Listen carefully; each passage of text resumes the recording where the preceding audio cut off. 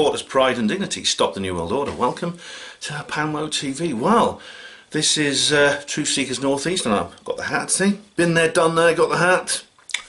And it's off duty. Well, it's now Sunday morning, and the frenetic events of yesterday are over. I did my talk, and well, you've already seen the video, so you can judge for yourself how good a job I did. I think it went down quite well. Considering it wasn't an easy talk to do. Now, I want to talk about something that happened in the evening. Now, what happened in the evening after the talk was that I decided, well, some of the people at the meeting said that they were going to hold a spirit board session. They said we're going to do a spirit board, and I went to where they were doing it. Because this is something quite new to me. I did something similar with Don Phillips, if you remember from the actual, if you remember the video I did with him. I just uploaded it to BitChute actually, where you have a glass on the table and you put your fingers on the glass, and they ask you, and you just ask the glass to point to certain people. It's a simple version of that. Spirit board is different. When I went to this place where they were doing the spirit board, it's like a big whiteboard with a wooden frame, you know, like a writing board, and they'd stuck the letters of the alphabet and numbers around it, plus the words yes and no, and they placed a glass on the board, and everyone put their fingers on the top of the glass, and it moved around to various places. Now, of course, some of you are going to be saying already, well, what you're describing, Ben, is essentially a Ouija board. And yeah, I mean, there's no real difference between a spirit board and a Ouija board. It's just almost like another name for a Ouija board, possibly a more benign name, a euphemism, you might say. And so you might think, well, Ben, I mean, don't you know it's not safe to mess around with Ouija boards unless you know what you're doing. And I agree. So, but the same thing, it was one of these sort of like do you or don't you kind of thing. It's a yes or no situation, and I am a kind of adventurous type of person, and I do understand that there are calculated risks in some things worth doing. And if you don't take any risks, you never get anywhere, you never do anything really. So on the balance things, I decided to go along. But I to this event. Now I was careful. I made sure I didn't get drunk beforehand, even though we were sort of handing around the beers. I didn't have too much beer. I also did a protection spell before we began the session. It's very simple. You just sit still for a few minutes and you visualise yourself surrounded by a high fence, like a protection. Sometimes you can imagine security guards, or you're marching up and down outside or something like that. It's very simple. You just turn to the four corners of the compass, and you can see us, just imagine yourself surrounded by this high fence. It's a very simple protection spell. There are several others you can do. Protection spells are very easy because they're in line with natural law, as opposed to the things that Aleister Crowley and that used to do, which go against natural law, so they're much more complicated. But interesting, I found out something interesting about Aleister Crowley. I'll cover that later. I'll talk about that later. It's going off topic. But so I went with these people, and there was a group of really nice people. Some of the people who'd been at the talk and were talking to me afterwards, and they invited me to this spirit board event. And we went there. It was in someone's home, just a normal home in a suburban area of Newcastle. And we sat around the table, and there were like 5 of us with our fingers on, and there was just a little glass, a small drinking glass, upside down on this spirit board. I'd done my protection spell. I wasn't drunk. I wasn't drinking alcohol. And there was a 6th person in the group, and that person had a piece of paper and a pen, and they were writing down, just making a record of everything that came out of the spirit board. Like a stenographer, you might say, or a keeper of the minutes. And there was the man leading the group. I mean, as I say, Ouija boards have this very sinister connotation because of The Exorcist and other horror films. And indeed, they're things you shouldn't mess around with. I understand the need to take these things seriously. And of course, as I said, the word spirit board simply is the same as Ouija board, really. But they were, the man leading the group, he said, we meet here in light and truth, and he did his own protection spells basically before the event began. So we carried out our own kind of prayer or protection spell, and he said, I asked the light of love and truth to come down on us. And I thought, well, that doesn't sound very sinister to me. And then we began the session. We put our fingers on the glass, and the glass started to move. Now, I should point out that two of the people I was with were mediums. They are practicing mediums. So they're the kind of people who go to spiritualist churches, you know. And there's what's wrong with the spiritualist church? I mean, spiritualism is the most sort of the most benign and mild form of this kind of thing. Yet they were here, involved in this what has this connotation of being very sinister and dark. But is that sinister and darkness more to do with Hollywood than actual psychical research, I wonder? Because I never felt in any danger. I never felt there was anything wrong. I think I have a good intuitive sense of danger. It came from well, lots of childhood experiences, some of which I talked about on this channel. And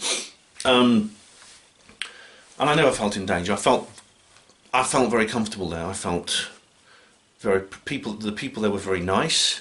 They enjoyed my talk very much, and they were quite keen to have me there. I think they were quite happy that I came along, and they treated me as an honoured guest as part of their group. And believe it or not, I mean, it took a while to get going. For a long time, the glass just stood still. But then it started moving to various letters and numbers. Now, the skeptics claim this is what's called the ideomotor effect, which is basically when you have a lot of people, even though you're not consciously moving things, when there's lots of people with their fingers on the glass, you know, you are responding to tiny micro stimuli from the other people. When these build up, basically once a tiny bit of micro stimuli, like a tiny movement from one of the fingers happens, all the others automatically follow. So subconsciously you are moving the glass in various places. That is the skeptic interpretation of what we observed.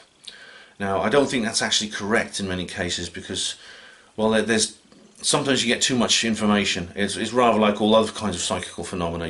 Sometimes you get very specific information. Some of it can be confirmed. Now, we did get messages. This is very, very interesting, and I don't know. I never asked them whether I could share this. I never said, is it okay if I talk about this, what we found out? So maybe I should leave some of the details out. I'll leave the names out.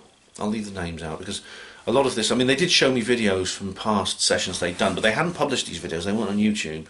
So I won't mention names. But we got in touch with a lady who died at the age of 66. One of the names that came out was a lady who died at the age of 66 in Oslo, Norway in 1948. And she gave the exact date. I won't say what it is, but she gave the exact date of her death. She also mentioned that she was married. She had an unhappy marriage to a man she didn't love, but she had 2 children and 6 grandchildren. And some of those grandchildren are still alive, and some of them live in England. And there was also a boy called, I won't say his name, but he had died in 1954, and he lived in Liverpool, and he supported Liverpool FC, and he had drowned in a canal. Then we had this boy and me became a kind of like, he was basically in the vicinity of another spirit who apparently was the guide of one of the people at the table, the man leading the event, and this spirit came through and said that they were actually a person. Now this one was a bit incoherent. We asked their names, and sometimes the glass just moved randomly to various letters and numbers which made no sense. It was just gibberish. It was not a perfect communication system. But the man, it was a man apparently, who'd lived in what is today Belgium in the year, and he died in the year 776 BC. 776 BC. So this was like basically in the Iron Age, very, very old time ago, when they were basically Celtic Iron Age people living in what's then Belgium. In those days it was called Gaul or something, I don't know what it was called, but this person found it hard to communicate. And then the glass stayed still for many minutes. It was just sitting in the middle of the board, and then no one was moving it. Which it's kind of I think that's another reason to call into question the skeptic theory of the idiomotor effect. Then we picked up one more spirit who was a little bit, just said, hello, is there anyone there? And they said yes. And I said, do you have a message for us? And it immediately went to no. They said, are you just dropping in to say hello? I said yes. Do you want to tell us a bit about yourself? No. So that was kind of like a passerby spirit. And then and that was the end of the session. At one point I swapped places with the person taking the minutes, so I actually wrote down some of the messages myself, just recording what the questions were and then the answers on the other side of the page, basically. And if there was nothing happened, I just put NR for no response. So it was very professionally done, with someone taking down the record of what was said and things like that. So I came out of it feeling good, and I said thank you to the people who I've been with, and I returned to the dwelling where I am now, where I'm staying. Another member of the Truth Seekers Northeast is giving me a place to stay, and it was about 3 hours. This event. About 9 PM I got back, and I'm glad I went. I'm very glad to have taken part. I was a bit nervous at first, as I said. We all know we always know about Ouija boards. A lot of people in psychical research say don't mess with Ouija boards. When it comes to like haunted houses and paranormal investigation, some of the conditions you have for taking part is do not bring a Ouija board. But of course, this Ouija board, or spirit board as they call it, was done correctly. It was done by people. At least two of the people there were mediums. I felt safe that they appeared to have been trained and they knew what they were doing. There's not some qualification. You can't get, a doctoral thesis in Ouija boards. You can't get a city and guilds in Ouija boards. You can't, there's no formal qualification, but you can train to use them properly. And it appears that these people knew what they were doing. And when I'm faced with something to say, Ben, do you want to do something? It might be a bit dangerous, but do you want to do it? Well, as I said, I'm an adventurous person. I'm naturally adventurous, and I am willing to take calculated risks in some situations, because out of curiosity. Because if I'd said, oh no, it's too dangerous, I'm not going to do that, I'd have missed out on what was a very interesting experience. I really would. So I'm glad I went. The people I think probably watching this, I'd like to say thank you very much for inviting me to your spirit board session. So now it's Sunday. I'm going to meet up with Maureen and Richard Wright, and we're going to go somewhere very interesting. I think there's some plans for today, and I'm looking forward to it. So see you in a bit. Right, ladies and gentlemen, Hapanwo TV viewers, we are heading for a place called Hexham, which is famous for its heads, and we'll be talking about that later. We're also going to go to a car boot sale, and hopefully see a little bit of Hadrian's Wall, and then I can have a Boudica moment. So I'll let you know how we get on shortly. I'm triggered. Hello, Richard. Hashtag triggered. Yes. Hiya, are you alright? Hello, Richard, Richard and I are in a place called Hexham. Hexham, yep, in deepest, darkest Northumberland. Oh, thanks. The Dawn's going to film. We are here together in Hexham, and Richard has his very, very provocative t-shirt on. I do have my equally provocative mask, but I'm not going to hopefully have to wear it, but I'll just to show you. Everyone's seen this already, but there we are. We look like quite a triggering pair now, don't we? Yeah. So we're in Hexham now. What's special about Hexham, Richard? Well, Hexham, it's got some history about it, but sort of like paranormally, the Hexham heads are probably the most famous thing from Hexham, and they certainly caused a bit of a stir, and they were found in 1971 in a garden, by some kids, I believe, and they were actually passed on to a real doctor, a real university doctor. I think it was Dr. Ross, and even Dr. Ross had some strange paranormal experiences, and she wanted just rid of these heads out of her house. And this is weird, isn't it? Because, like, I mean, I've heard of the Hexham heads. This is the first time I've ever been to Hexham, but I've heard of the Hexham heads. These little stone heads are only 6 centimetres small, much smaller than life size. They would appear to be carved, and they're quite common in Iron Age Britain. It started raining. Oh dear. Should we get indoors and continue this discussion about the heads in a minute? Thank you very much, Dawn, for being our camera woman. And I think we need to get undercover. The weather's not as nice as it has been in recent days. As we approach the car boot sale in Hexham, which is where we're going, what do we see? We see a queue. A queue to get in because, as it's the usual thing, isn't it? A queue anon. A non-queue anon. Because they're everywhere, aren't they? Because of this lockdown. Well, we're typically British. We love queuing. Yeah, maybe it kind of like the lockdown has created an almost like hyper Britishness about us. I think, you know, you have like a social distancing, you know, our formality, and of course the queues, which of course we as Brits do very well, don't we? So, well, I'm just going to go along with it, but I'm not putting a bloody mask on. Not any outdoors, no way. As you can see, I'm at a car boot sale. Here in Hexham. Hey Richard, have you been to this car boot sale before? I've never been to this car boot sale before. I didn't realise it'd be so busy. There's a lot. You see, there's a lot of people here. It's all a one-way system. I mean, they're not. I mean, it's not excessive. They're not going full lockdown Hitler on us, but they are like saying we've got to follow these lines. Now these arrows, you can only go in a one-way system. Now at Tesco, where I used to live, they used to have that, where you have to go in the one direction. If you forget something and you can't go back for it to the shelf, where you have to go right back to the beginning of the shop and follow the same route through shops. It's like a one-way system through the shop. But a lot of people used to disobey it, including me. But it's not. They've got that system here, as you can see. Even though, as you can see, we're completely in the open air. So it should be, look at this. Templar's. Oh, they've got Kate Moss. She's good. Templar's Crest. I'm basically here to see if I can find some good cheap books, because that's the best place. If you want to get cheap books, charity shops and car boot sales are the best places to go. They offer a flog. People take their old paperbacks. They're usually just a few pence each, and you get some real gems and some really great books. I found at car boot sales, very cheap. Not always in the best condition, but readable. So we're going to go around and see what else we can find in those terms. Okay, we've come out of the car boot sale, but we've just been to see a friend of ours at True Seekers North East, and she lives in a camper van. And I tell you what, you may think that, how can you live in a camper van? Well, she's got everything in there. She's got water, she's got electricity, she's got like a place, like a bed and a settee and a bath, a shower and a toilet. It's really amazing, and very comfortable little van. And we had like a few sandwiches and a drink, and now we're going to go to the wall.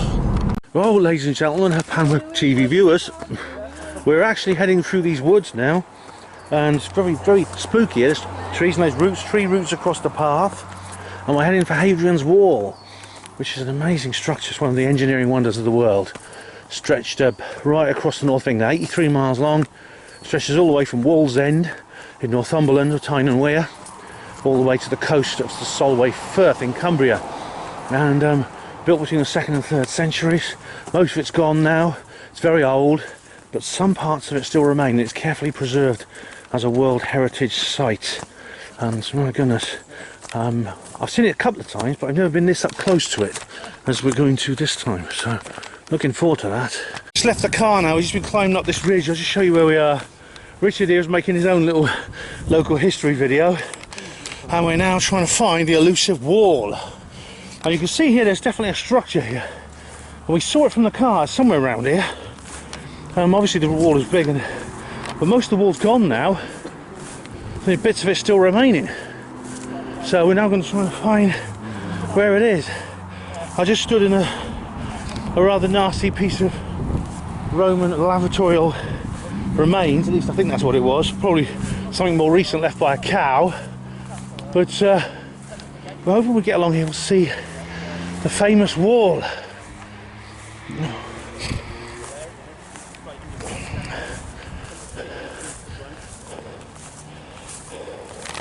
It's a beautiful area, look at this.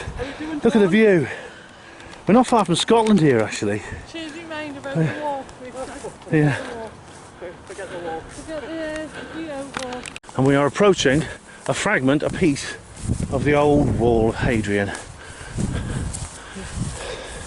This is the edge of the world, ladies and gentlemen. The edge of the universe 2,000 years ago. This represents so much. Look at that. And here, let's have a look at this. Plane trees. Plane trees, change of land. Feel free to pause and read, ladies and gents. Oh, you see people building it there. That's how it was built in the good old days. Or the bad old days. This small section of Hadrian Wall is 27 Roman miles from the east end. There is an important change to the construction plan. At plane trees, the wall narrows to within its length. Possibly as a result of the decision to build the new frontier more quickly and economically. Roman legionaries started building the wall foundation to a width of 10 Roman feet. They worked rapidly from east to west, reaching the point 22 Roman miles west of plane trees. The bulk of the wall was raised on these foundations, more slowly with the same width, but too slowly it seems. The wall here was built on the wider foundation, but an inward step on the south face reduced Get it down! 6. Get down! Hey, there's nothing wrong, you get on.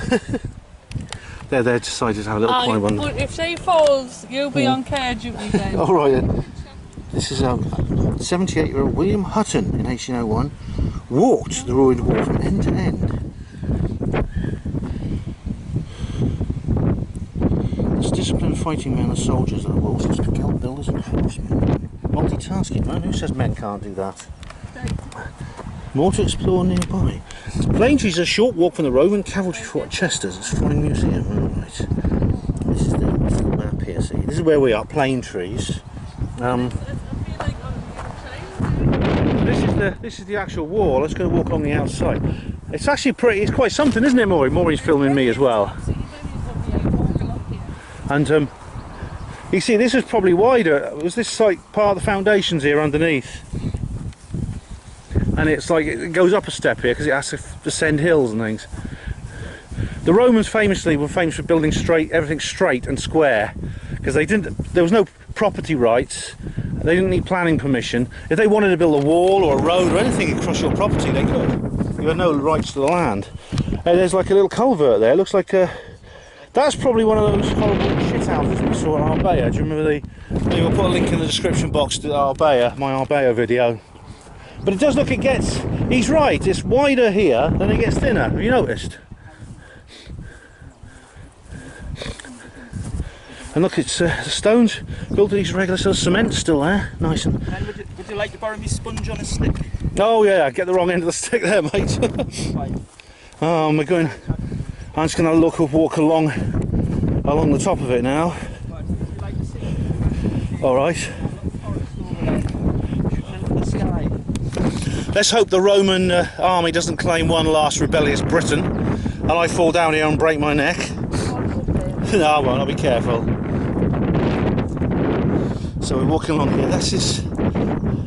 Just trying to work out where we are. That's west, which means that's north. So this is the inside of the wall. I was just thinking, Richard, which way are the directions at the moment? That's west. So it's this side, which means this is the outside of the wall, and that's the inside. So how come the road's on there? How come the road's on that side of the wall? I think the road might have been built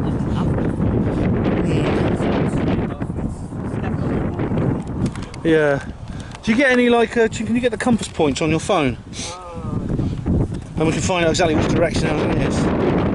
Or see exactly where this wall is, because it's quite something. You, Dawn, are currently in the Illuminati, and your mum, a minute ago, was in the pre-Illuminati world. Hey, look at this. Oh dear. Sorry, that is actually north. Right, so it's running north to south. Trending kind of north to south. But when you think about it, topography of the land doesn't really It doesn't really run like straight and perfect as you might imagine the roads would be. Obviously you'd have to take some lefts and some rights, but as you said, the Romans had a complete disregard for any property and just built over whatever they like. But yeah, I think it would have been quite a challenge to actually build this wall. I was just thinking, can you get a map on there? Because I just want to see which side is like the Roman side and which side is the non-Roman side in the olden days, like the map of where we are now. Does it give you? You know what I'm like? Yeah, the plane trees. So that's the wall. The wall's not actually represented on here yet. I'll see if I can put the sunlight on. Just one moment, ladies and gents. Look at this. You enjoy the view. That's a bit of a wall. So the side with the road in is the outside. Right, so that's the pre-Illuminati. I don't know how much you can hear of me. It's a bit windy, but that's the pre-Illuminati ancient side, and that there is the Illuminati side on where these ladies are.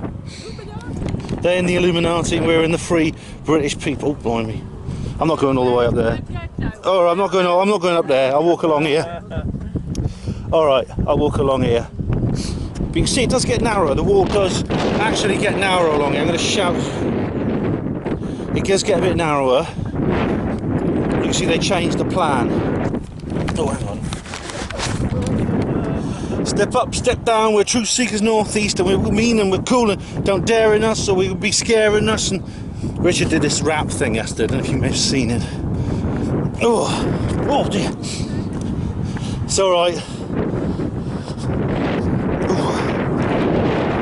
And here we are. This is it. This is the edge of the world. My left hand is in freedom and my right hand is in the Illuminati, or the other way around. That's free. That's Illuminati, freedom.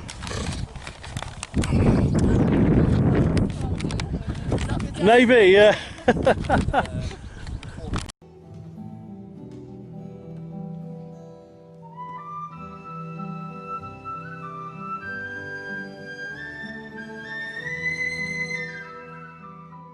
I mean, this is just as good. You know, you've seen one Roman wall. Amazingly, if I was here 1800, 1700 years ago, when I put my foot on this bit of land, I'd be stepping literally to a different universe. I'll be literally stepping from the Illuminati occupied world into the pre-Illuminati world of Iron Age Britain. It's incredible to think that it's a barrier almost as great as an event horizon when you take into account the energies of forces of good and evil, of chaos and order rippling through the universe. For many, many years, this wall, which was built, obviously, out of a sense of terror, and you see the same thing in the Illuminati today. You see terror of freedom. They built, and let's be fair to them, it's a magnificent achievement in terms of engineering, in terms of architecture, was simply the result of crushing the weight of the entire Illuminati under the weight of their own armour.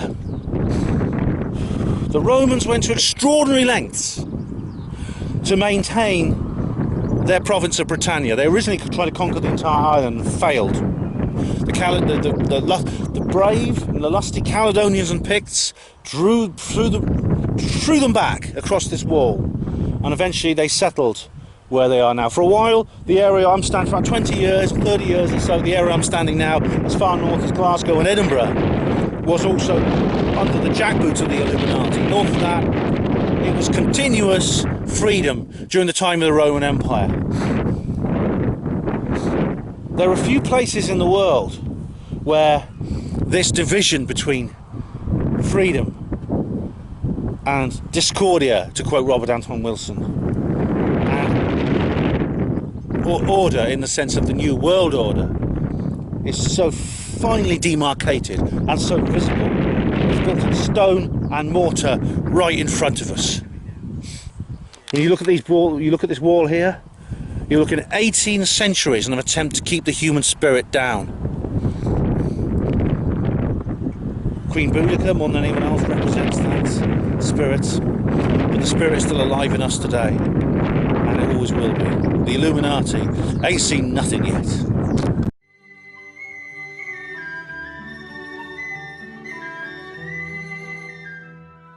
I think like this is you know, the amount of effort it would have taken to build something like this, the amount of cost, the amount of manpower that was put into building this, it's incredible. No one would have done this for nothing.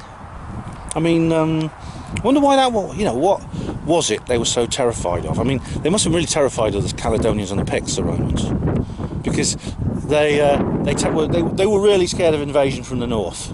It's very obvious that it was very important to them that their province of Britannia remained intact. It remained under Roman rule. At one point, you know, a quarter of the entire military budget and military manpower was spent on this one province here in Britain, this one British province. And in the Senate back in Rome, the advisors to Caesar, or not Claudius, what is it, Tiberius, they were actually saying, it's not worth it. Why do you bother with Britain? Why did we conquer Britain in the first place? What's the point? Yeah, it's got some valuable minerals and things like that, but you know, Ireland has more gold, and we can easily get hold of Irish gold just through trade. Why do you bother conquering Britain? Could it be that the reason the Romans were so keen on Britain was because it is the heart chakra of the world? At the highest level, the Illuminati bloodline elite levels of the Roman Empire, they knew this. They knew this. They knew that in order to control the world, they had to control the heart chakra of the earth, in the earth's etheric body. Which is why they went to so much effort to conquer Britain and to maintain. I mean, the conquest of Britain it wasn't all over in one day. I mean, it took them. I mean, you've seen my video on walking on the edge of the world. You know, the one where I show you Foss Way. You know, it actually it took, I think, about 100 years for them to get this far from where they got to Foss Way.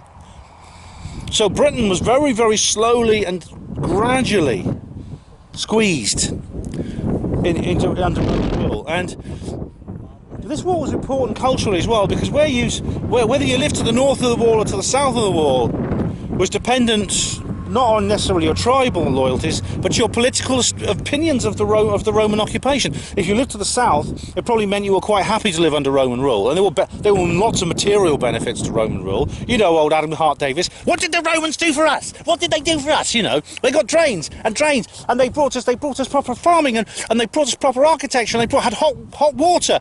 You know, and as Monty Python says, you know, yeah, well, they're good on the law and order, aren't they? Yeah, you know, and the wine's quite nice.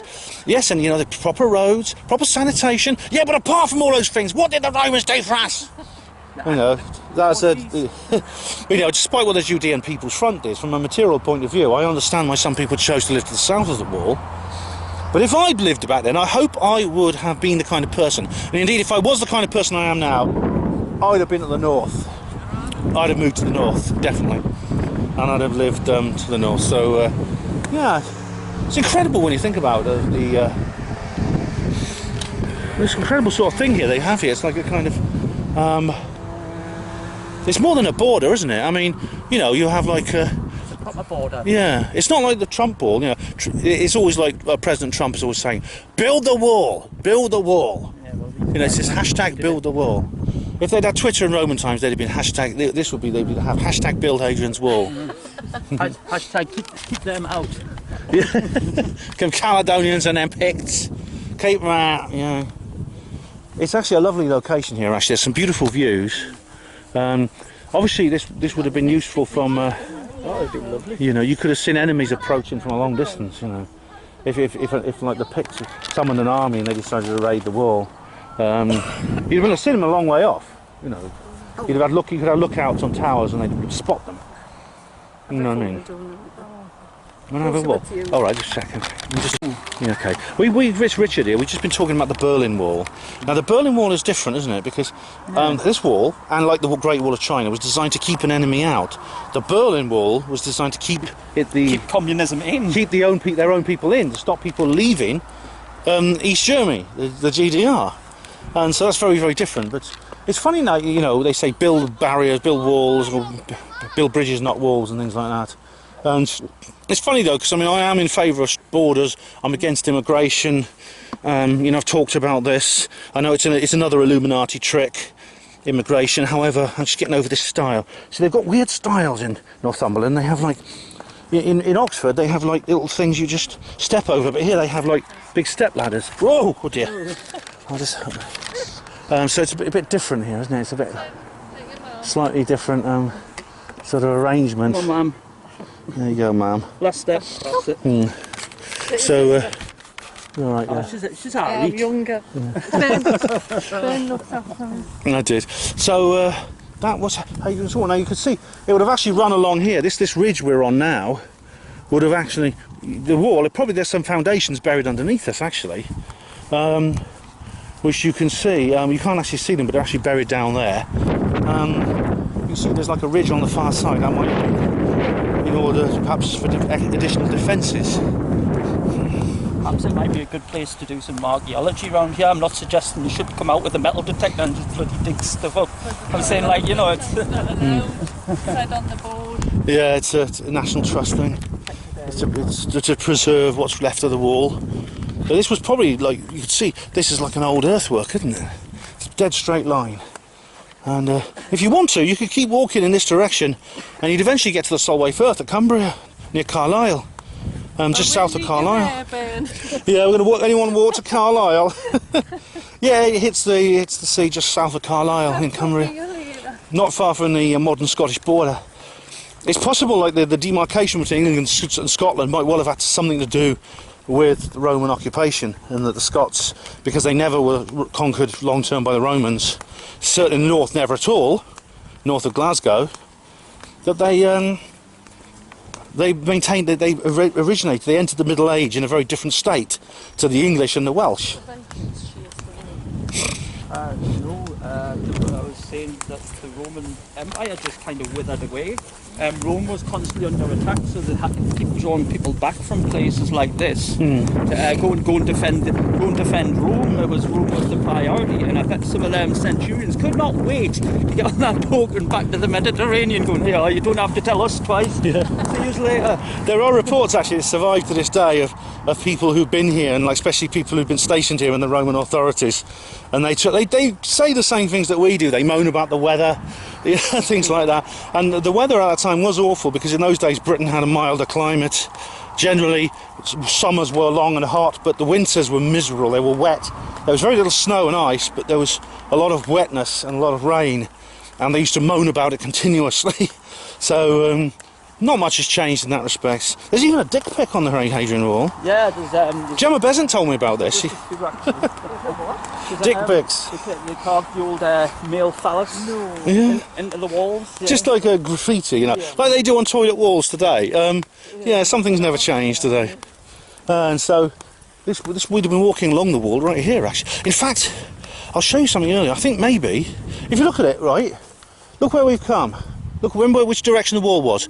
This path is part of the wall. This path we've been walking up, I reckon that's part of the wall. What do you reckon? That's, yeah. But this ridge here is where the wall ran, this ridge, and it goes into here, which means this was part of the wall underneath where these trees are today. I reckon it is. Walking along, we're near the car park now, and I'm just showing you the path we're on. This is the path that runs through the woods up to where we saw the bit of wall. Now it's very rocky, there's lots of stones down here, and I can't help wondering if this is actually part of the wall under my feet here. Because you see, this is the field, well, the other field beyond there is where we are, but we're basically, the wall runs along this ridge, and of course the visible bit is only part of it, and the foundation's under here, and that looks to me like it may be part of the wall, and the wall would continue in that direction. We're just driving along this road now. This is a road which is actually on the, for some reason it's on the outside of the wall. It's on the free side, but this apparently was road accompanied the wall. After this bit. Hang on a minute. Okay, we're coming close to another part of the wall, ladies and gentlemen. Hopefully in a minute we'll get a glimpse of another bit of Hadrian's Wall, which is just right in the middle of the town. I think normally. it should be too. It's somewhere around here if I remember. This looks familiar. This is just a normal part of the suburbs, but a little bit of this piece of history is literally sticking out of the ground from hundreds and hundreds of years ago. Oh, where is it? Maybe, oh, I just can't see it now. Maybe it's maybe we'll see. Well, I'll try again in a minute. Alright, I think we may actually have passed the wall, so I can't actually show you today. However, there are places, plenty of places, around Newcastle and around this whole area where the wall is, where sometimes the wall is just there in the middle of the town, just like the Olmec heads are in Mexico. They just are set in the middle, and people build modern houses around them, and this could be an example. So if I see any more evidence of it, I'll let you know. Now this is actually what I was looking for, and we couldn't see on the way back. This, as you see here, is a fragment of Hadrian's Wall, and it is just by the side of a modern road, just sticking out of the ground. This is in West Denton in Newcastle-upon-Tyne, and I think it shows something incredible. It shows that history is very real, and it's a part of our lives. It's not like separate from us. The modern world hasn't been built on top of the old, and the old has just been trampled into pieces underfoot. The old and the new exist side by side, and here we have this very obvious image of the past, and next to modern houses and modern roads, it's the A69, this dual carriageway, very ordinary scene, really, mixed with this extraordinary antiquity. And it's strange, it's a kind of it's weird that this wall represented the gap between two worlds. It represented the borderline between two worlds, the pre-Illuminati and the Illuminati. And today, in a way, it somehow does the same thing, where people look out of their semi-detached window, they have their cornflakes for dinner, and they put on their leg warmers, and they go out and they see something which was one day, it represented the line between what was and what is at the time and would become what they are, if you know what I mean. And it must have been quite something quite remarkable at the time, with this huge 18-foot stone wall and ramparts on the top with soldiers marching backwards and forwards. But in a way, today, with the early 21st century, Illuminati, late Illuminati period world roaring around us, even in this very image, it's all the more poignant, isn't it? Hi Richard, hello, how are you? Oh, yeah, not too bad, thanks. Oh, it's great you're on the show. No, it's great to see you again a week after we nice last to be met. back. Yeah, it's been a while. Feels longer than a week. I mean, it's like amazing, isn't it? It's quite incredible. We did a good effort, didn't we, in that video? But there was a few things we wanted to add. Unfortunately, you couldn't hang around, so we didn't get to do the last bit. So this is kind of a studio equivalent of us sort of sitting around somewhere pointing the camera at ourselves. Yeah. What we would have talked about. Yeah, that's it. Hopefully this will be all right for the viewers. Hope they like it. But that's an interesting hat you got on there, I must say. I've actually got that fridge magnet there, which represents what I'm talking about. It's about spaceweathernews.com, which is a website run by a guy called Ben Davison, who's a very hard-working guy. He has 3 websites. The main one's suspiciousobservers.org. I encourage anybody to go over there and have a look at it. It involves a lot of topics. His other website is spaceweathernews.com, and he has yet another one called quakewatch.net. But all these things are kind of and trained in earth sciences, plasma cosmology. He talks about climate forcing and all kinds of other stuff. It's impossible to start going through it all in detail, but what I can do is give you just a brief overview of what it's all about. Of course, mate. This is kind of like carrying on from what you did at university, because you did science. Which science did you do at university? I did Earth systems and planetary science, which again it's a kind of brief overview of like plate tectonics, geology, atmospheres and oceans, modern cosmology, traditional astronomy. It encompasses pretty much everything. So didn't really generalize in anything. But that's great. I mean, it's great they allow you to sort of like go into they didn't allow you to do areas which cover lots of different subjects. It used to be all separate, didn't it? This is geology, this is astronomy, this is climatology, this is oceanography, etc., etc. But you got a chance to sort of dip your feet into all of them. Well, that's what I mean. It gives a really good overview, and it certainly stirred me interest in geology. Anyway, you can't work along a beach or go on a mountain climb with us without boring people to death with geology along the way. So, yeah, but it was always a very interesting subject. We used to talk about things. It was always interesting when we talked about things like that. I remember we talked about the Berwyn Mountains incident. You were talking about the vibrations and things like that once. So, but now you're into space weather. Now, if people who listen to Herpanwo Radio, which is about 5% of Herpanwo TV viewers actually listen to Herpanwo Radio, you'll know that I do a space weather report every week, because I think it's very important. These things have an influence on the Earth. I mean, would a fair definition of space weather be anything in space that affects the surface of the Earth?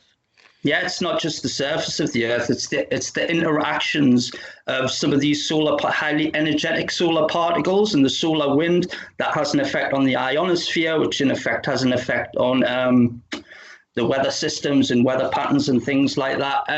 I'll just plug his book now, because it's a very good book. It's called Weatherman's Guide to the Sun. It's the 3rd edition by Ben, and it covers such topics as space weather, solar cycles, an introduction to solar climate forcing, which solar climate forcing, it's a recent conception, but I just find out how important it is. And there's been a lot of papers written since 2010 regarding solar climate forcing. He talks about cyclical and pattern modulations. He brings up the electric universe, or certain aspects of the electric universe. I'm not sure how Ben Davison interacts with the electric universe itself. I know Ben Davison puts on a conference as well every year. Unfortunately, it got cancelled this year because of the corona nonsense. That's called Observing the Frontier. You can find some of them videos on YouTube. They're well worth a watch. It kind of specializes in certain areas of particularly electric universe and other attributes. It talks about space weather, human health and technology, solar-triggered earthquakes and location forecasting, and extreme solar activity. These are just some of the topics in his book. Like I say, I won this on a competition on his Facebook page, Observing the Frontier. But it's a very good book. It's very highly recommended for anybody interested in it. I think Hugo Roon in particular, he'll like that. He's a regular viewer of mine. He's interested in that sort of thing. So Hugo, yes, that's what you want, mate. I'll tell you what, let's get that for you. But so it's a real amazing things going on at the moment in the sky. I mean, again, Herpanwo TV viewers, please go and listen to Herpanwo Radio. I know there's not much crossover, but we're just sort of like leaving a very deep solar minimum, a very long, very deep solar minimum. That's the 11-year sunspot cycle. Yeah, we're just at the backside of that solar cycle now. A lot of people think we're heading for grand solar minimum, but myself and others kind of think we're just going to have a solar cycle pretty similar to the last one we've just had. Yeah, I mean, there are a couple. I mentioned there was one sunspot last week. It's the first one we had for like a couple of months. It was like really amazing. There was like a whole month without sunspots at one point. But what will happen is during the next few years, the sunspots will become more common. Solar activity, the X-ray emissions will increase from the sun. There'll be more solar flares. That's not some kind of 70s joke. That's just what these basic coronal mass ejections and things, which, I mean, if they hit the Earth, they can cause things like aurora, and this is what space weather. They can also interfere with electronics. Well, the Canberra had an event in 1859, which was the strongest recorded one in modern history, I'd say that was called the Carrington event. That made electrical wires catch light. But I mean, this is at the very bottom end of the range of what the sun's capable of. These things are cyclical. They run about every 12 to 13,000 years, and we can find evidence of that in the geological record itself. You've got things like the Gothenburg event and the Mono Lake event, for instance. These things are trapped in the geological record, and I mean, it's hard to deny things that are in the geological record. It'd be quite something. I mean, the Carrington event was a direct hit by coronal mass ejection, as you said, in 1859. In those days, electronics just consisted of some telegraph wires that were burnt out. But of course, since now the modern world, electronics are far more widespread, they're far more necessary, they're far more sophisticated. And if the Carrington event happened like now, you could be looking at massive damage of our grid, of the electric grid and our communications grid. There'd be chaos. I mean, look at the chaos spending a few months in the house caused for some people. Can you imagine spending their months in the house without any electricity? Yeah, not go back very much to the Stone Age. Well, let's be fair and say the Iron Age at least. It be. Yeah, there's a sort of like disaster movie I've seen about it, a sort of docudrama, but it's a bit over the top probably. But definitely it would take years to fix. And it will cost trillions to fix. I mean, one thing they're doing is they've got a plan now. You see, if they can do it in time, if you just reduce the power on the grid, then it won't overload when the flare hits, and that's a way of sorting out. But the problem is you don't always get much notice because these flares travel at hundreds of miles per second, and they can get to between the sun and the earth in less than 24 hours. Which means they're one of the fastest things we know of, which means could it be organized in such a short time, like to cover the whole world? So every country like just reduces its electric grid. You just switch everything off for just a few hours. It'd be nice to know, but portraying that information to people going, look, it's in everybody's best interest if you just power your machines down. People are going to listen to that and go, yeah, right, I'm not doing what the government says or television tells us to do. And, you know, they'd get a lot of people who wouldn't actually do it, but as well, you'd also get, a war of the world scenario where people couldn't fire up their cars or anything because the alternators would get fried, and people would be a lot less liable to get themselves around. So yeah, create absolute chaos. And of course, chaos makes order, doesn't it? I mean, the Illuminati would do exactly the same thing with this as they've done with the COVID-19. They would just use this as another excuse. Well, this is where it gets really interesting. What I'm going to talk about now can be found in one of Ben's films. He's actually condensed his book into a series of 3 films. One's called Climate Forcing, The Future is Called. The other one's called Cosmic Disaster. The other one's called Plasma Cosmology. They can all be found on his channel at suspiciousobservers.org. Now, the one I want to look at, which ties in nicely to what we were just saying, was the Cosmic Disaster movie. A lot of people will be familiar with a guy called Charles Hapgood. Yeah. Familiar with him? He produced a book called about the Earth crustal displacement, which had a foreword by Albert Einstein.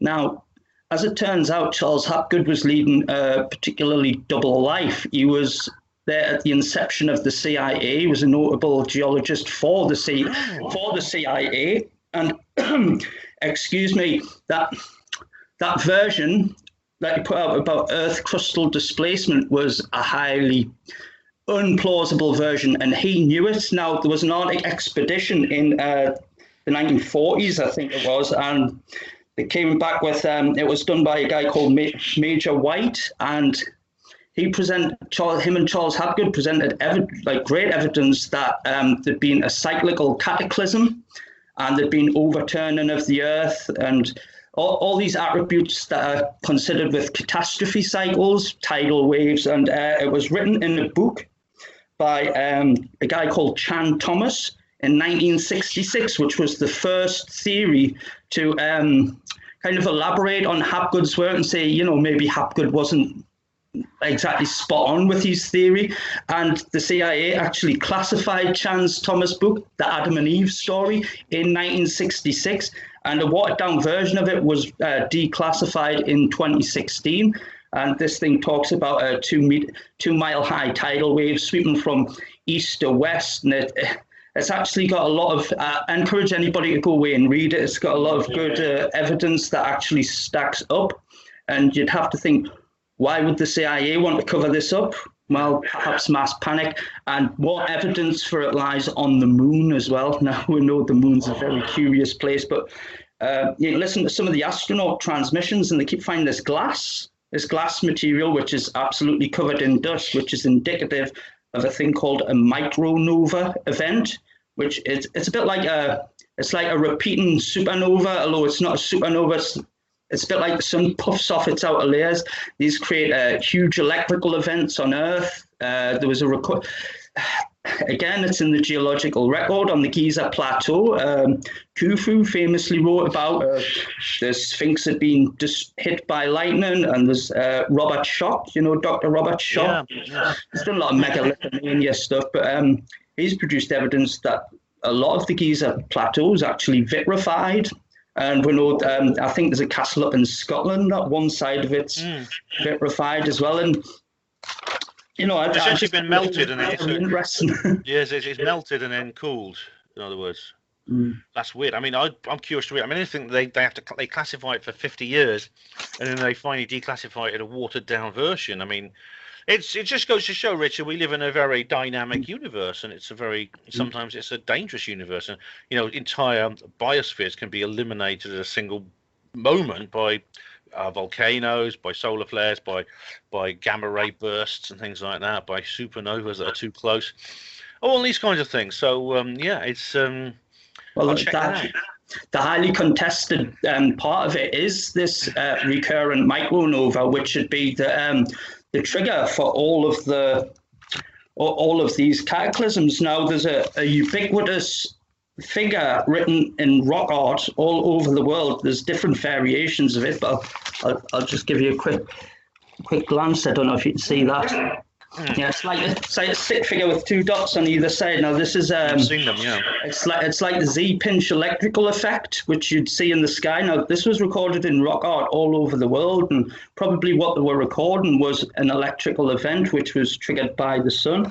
Now there's actual laboratory experiments that back this up by a guy called Billy Yelverton in his lab. He does some plasma experiments and experiments with rocks and lightning.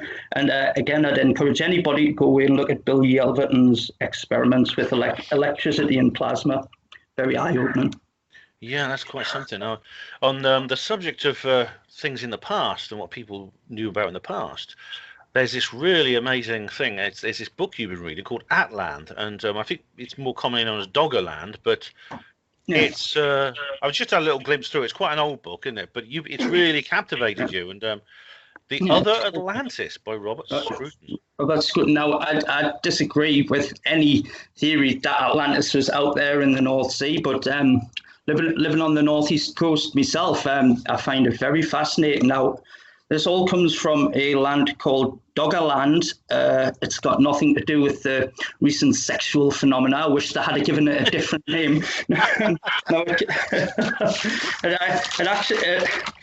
was actually founded by the Dutch fishermen in the 18th century. They were dredging the sea floor, and they came up with it was a boat called the Colinda.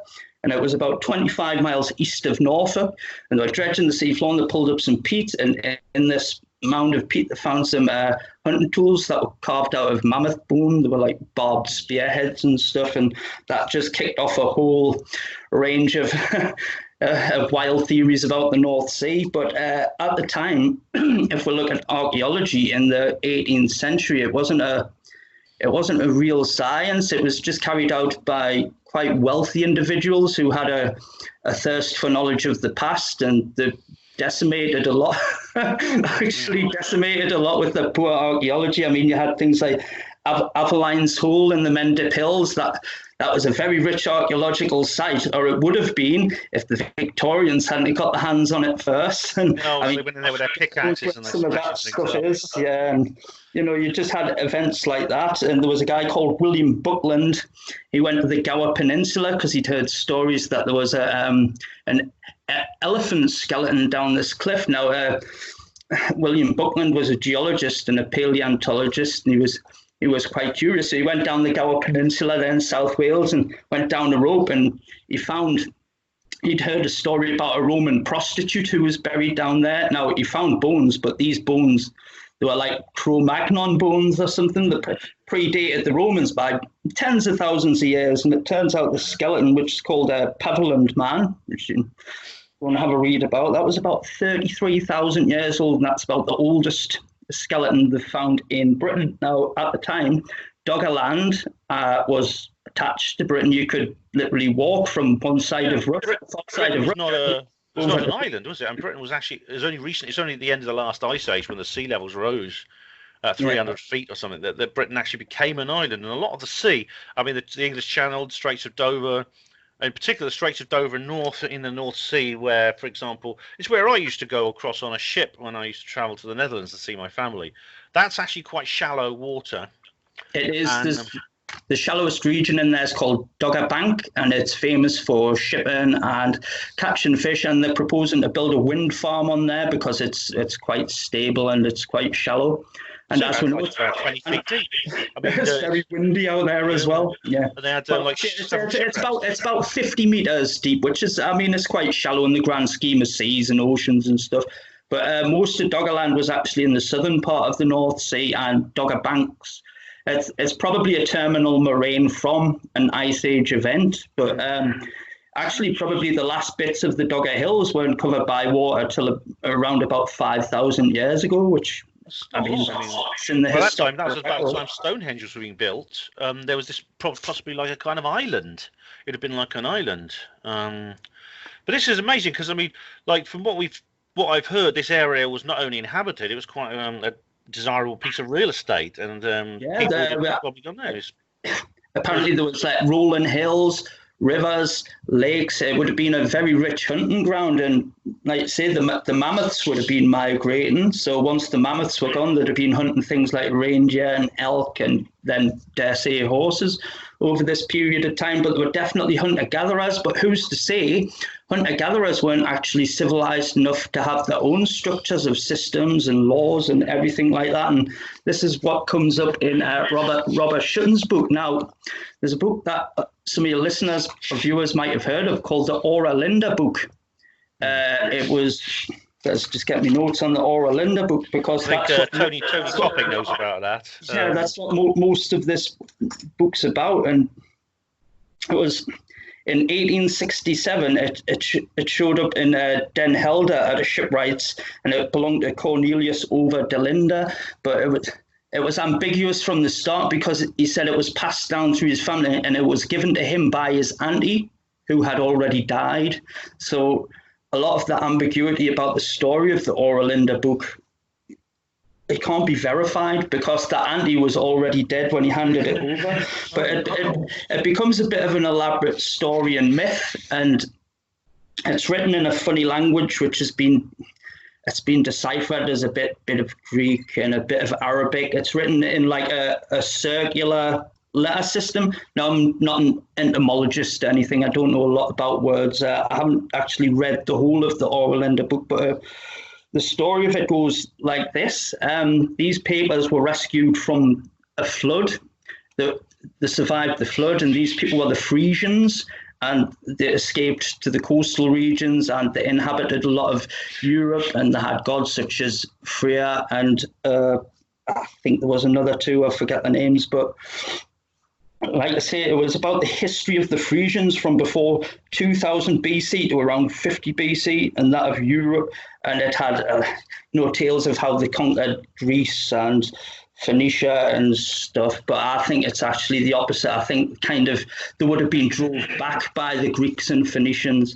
They would have been described as barbarians, wouldn't they? Which is, I think it's a Greek word for, the Greek word for it's Barbrosa, which literally means not Greek. It refers to people who were, as you say, at the hunter-gatherer level of society, really. It doesn't mean that they were bad people and they had no law, because hunter-gatherer societies sometimes do have laws. I mean, the traditional Aboriginal Australian law is a very complicated thing called the Chupaka. And that emerged in a hunter-gatherer society. So they didn't build large buildings and things like that, and like if they'd started farming, of course, it could have been different. But who's to say, Richard? I mean, with strange artifacts being brought up, far stranger than mammoth bones being turned into tools. I mean, there were all kinds of weird things on the seabed, which Well, were it above was- water. Yeah, particularly around the North Sea region. If you just put into Google North Sea artifacts, some strange ones come up. In particular, this is it's like a little carving of a lady's head. I haven't looked too much into it, but I assume it's the goddess Freya. But it has a headdress on, and somebody's done like a facial reconstruction. Sorry, and it looks like a rather fit young lady. But back to the Oera Linda book, it's because it's kept in a museum in Friesland in Holland. There was a Dutch author called, let's get his name right, excuse me, Dutch pronunciations here. He was called Muteltuli, which was a pseudonym he used, but his name was Edward Douws Dekker. And in 1871, before he'd even read the book, he said it must be a fraud. It must be some kind of student joke. Then in 1875, students get blamed for everything, don't they? It's like, the Mitchell Hedges skull was done by students. You know, UFOs are faked by students. I don't know. it's all student pranks. Anyway, in 1875, after he read the book, he said, and I quote, "I know of no one who could have given the book its literary qualities." Now, his friend was called, this is where some of the conspiracy and fraud comes in. His friend was called Iclo Verjuis, who was mentioned as a possible creator for the book, but he was a linguist, which is where people assume that he's made this language up from that was decipherable. Now, the true author of the book was claimed to be Francois Haverschmidt, who was a vicar and friends with this linguist guy, and he was also friends with the Linda guy, and they reckon it was an elaborately constructed myth because Francois Haverschmidt was a vicar. He was a very liberal vicar. He was having a lot of problems getting his flock to not believe the Bible, but the flock really wanted to believe the Bible as it was in its purest form and everything. And this guy was a real liberal. He had problems with being a vicar. So the hoax goes that he wrote this book in conjunction with the other Dutch geezer, his name, the guy beginning with a W. You can go and have a look at all these names. Sorry, I can't mention them. I don't really want to insult many Dutch people by having a good pronouncing some of these words. But it's all right, mate. I mean, I can still speak a bit of Dutch from my family, but it's all right. I mean, I can. Yeah, I like to say that the hoax goes that they all got together and put together this book to kind of to fool his congregation into thinking that, yeah, okay, the Bible's not meant to be taken literally the same way as this book's not meant to be taken literally. And the myth grew and grew from there, and they were saying, oh, it's gone too far, so they'll never be able to admit it. But Haverschmidt, even on his deathbed, denied writing that book. And you'd think a deathbed confession would be appropriate at that time, you know, being a vicar and everything. I'd have thought so. You'd want to meet his maker with a clean conscience. So I'm surprised. Unless, like I said, people keep denying things. You've got to, and there's no reason for them to keep denying anymore. Then you've got to ask yourself, well, maybe they're denying it because it's true. They're being sincere. It's a very intellectually lazy thing to just say, oh, this is a fraud because I can't explain it. Well, I mean, skeptics do that a lot. You know, skeppers like that. There's been no real investigation into this book. Now, what you've had is a lot of academics claiming this, that, and the other. Some of the paper it's written on was claimed to have been made in the mid-18th century in Maastricht. There's other things such as the language is said to be Latin capitals from the Latin language, and all these other things which would have been easy to come up with, but quite elaborate to throw together. And as your man said, he said, when the Scientific Institute challenged the book, he says, well, which one of you could come up with such an elaborate piece of art?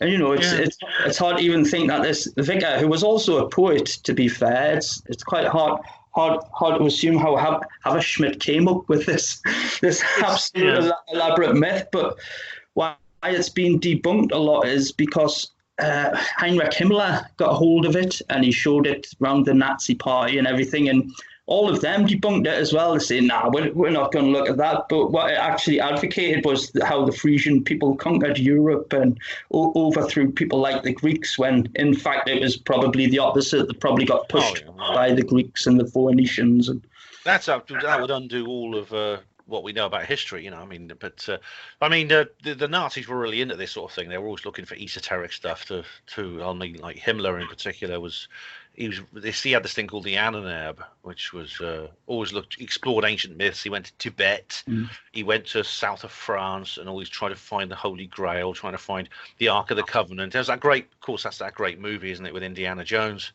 about that. But well, because like I was saying about archaeology, and it was only done by rich people who had a thirst for historical knowledge and where we came from. How many things did they dig up? How many things are in private collections now that haven't even been looked at, or they've been put out publicly and just dismissed as a hoax or debunked? Yeah, I think about some of them artifacts that Klaus Donner presented in his Ancient Mysteries. Yeah, I mean, Gemma. I mean, if Gemma's watching, perhaps you could comment on this, because I know it is your subject, but as archaeology, you know. But there's no doubt, like, there's so much out there we could possibly learn about. I mean, the so-called prehistory was probably had its own like history. It was like the historical period, possibly like I believe Atlantis, whatever form I mean, Atlantis is a bit of a loaded term, which is why Graham Hancock refused to use it. But there was like a prehistoric, pre-Illuminati civilization. There's something happened. We entered the historical period. Who knows what they've already found out, and they're keeping quiet. Well, there was one thing's for sure. There's a cyclical cataclysm. It comes round every 12 to 13,000 years. The ancients were aware of it, and I'm sure people today, like the CIA, are well aware of what's going to happen as well. And when we look out at other stars, we can actually see the recurrent novas that happen time and time again. I'll give you the micronovas in other stars. I mean, if they happen in other stars, if you see these micronovas in other stars, why shouldn't the sun have them? Because the sun is basically quite an ordinary average star. They've been observed time and time again. A good pictorial one. They took a picture of it in 1997 and again in 2011. Is this star called T-Pix? That's TPYX, and that is just one example of a recurrent nova star. Now, if you add that to the evidence on the moon and cataclysms such as floods, you know, doesn't it all kind of nicely tie together and explain a lot of things that we're still trying to explain today? Well, there's a huge amount of evidence in terms of comparative mythology around the world. I mean, the idea of the cataclysm, you find it in the story of Noah's Ark. You find it in the story of Atlantis. You find these kinds of stories everywhere in the world. Well, I think a lot of them rich Victorians who are talking about going out to do their own form of archaeology, I assume this is one of the things that they were trying to validate to themselves, to find evidence of the biblical flood. I mean, you just have to walk around any coastline, you know, you often see evidence of fossilized trees and tree stumps and stuff, you know. So it's not too far removed to think that these people thought there was actually a biblical flood, and this was what they were trying to prove and get evidence of. If you lived in a coastal region at that time and you didn't have an awareness of the world at large, you live in a simple life without much technology, and suddenly the sea level starts rising, like it's a high tide that just never stops, or maybe even some kind of giant tsunami hits you. How are you going to interpret that? I mean, it's quite likely that you will interpret it in exactly that way. It's for example, at the Black Sea. I mean, the Black Sea was originally a freshwater lake below sea level, and then there was a massive when the Mediterranean rose, when the sea level rose about 10,000 years ago, 12,000 years ago, it just burst through, and what we call now the Dardanelles and Bosphorus Straits. And to have witnessed that would have been incredible. It would have been a huge cataract of water, seawater, pouring into the lake. It killed the freshwater ecology stone dead and replaced it with a saltwater ecology. If you would have had to just run for high ground. These the only way you could get out of it, yeah. Yeah, but These things happen. Earth is a dynamic system. It's prone to accidents. It's massively accident prone, and you know And we it's always got all the pockmarks and scars to prove it as well. Yeah. And you know, when Doggerland sank, there was an event near the Norwegian Trench, just north of Norway. It was in 6,100 BC, and you can find evidence for this tsunami around the British coastline, particularly in the Montrose Basin. There's massive evidence of it. And there was a huge tsunami in Britain around 6,100 BC.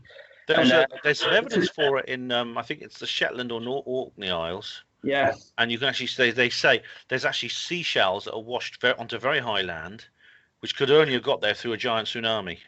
Yeah, and if you have a look at the geology of the Norwegian Trench, I mean, this thing could happen again, particularly with all the drilling for gas and oil that there is in the North Sea. And the North Sea's, you know, it suffers a lot from, what's the word, halokinesis, which is a geological term for where you get salt domes building up and things get deposited on these salt domes. And it's what happened It's a bit like what happened in Louisiana with the Bayou Corn sinkhole.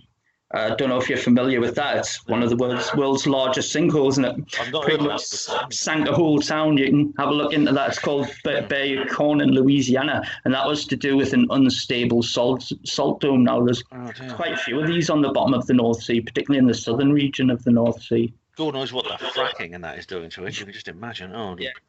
Oh well, you know, that's the world we live in, and I suppose we've got to get used to it, but survive. But on the subject of the head that you found, the Frisian head, it's not the only strange heads that have been found. Now we went to Hexham. I mean, we've already recorded a little bit about this, didn't we? I wanted to pick your brains on a little bit more about this, but these two weird heads that were found in a garden, the Hexham heads. What's that all about? Well, there were two heads that were dug up in a garden by a kid. One head came out, and he's going, "Look what I found!" And his brother, to get in on the action, says, "All right." And they started digging up the area, and they found another one.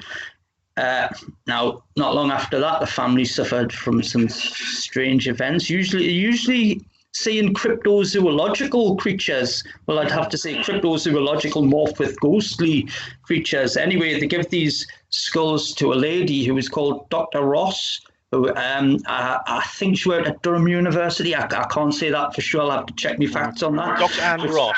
Dr. Anne. But she was an expert in Iron Age art, and apparently it's not uncommon from about 2,000 to 3,000 years ago for the people. It was connected to the Celtic Druidic culture to produce these, and they're very small. They're only 6 centimeters high, but they're models of human heads, just detached human heads, and it's actually quite common.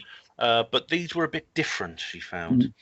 Well, she got hold of the heads, and being a level-headed doctor of science or archaeology, and she studied the heads, and she also started having strange cryptozoological things happening to her, to the point where she didn't want to keep these skulls anymore, and she got rid of the skulls. We're not sure where she got rid of them to.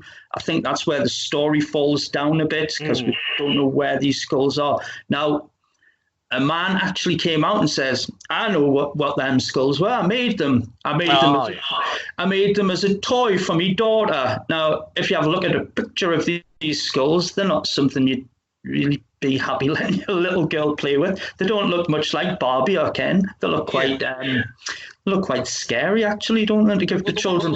Yeah, I mean, this Desmond Craigie, he actually made some to demonstrate he could do it, but he made them out of cement, and they look nothing like the Hexham heads. I got a feeling this is what we know, what I've termed the CTCS, the conveniently told confession story. I mean, this guy was like a trucker or something, wasn't he? He was like a long-distance lorry driver.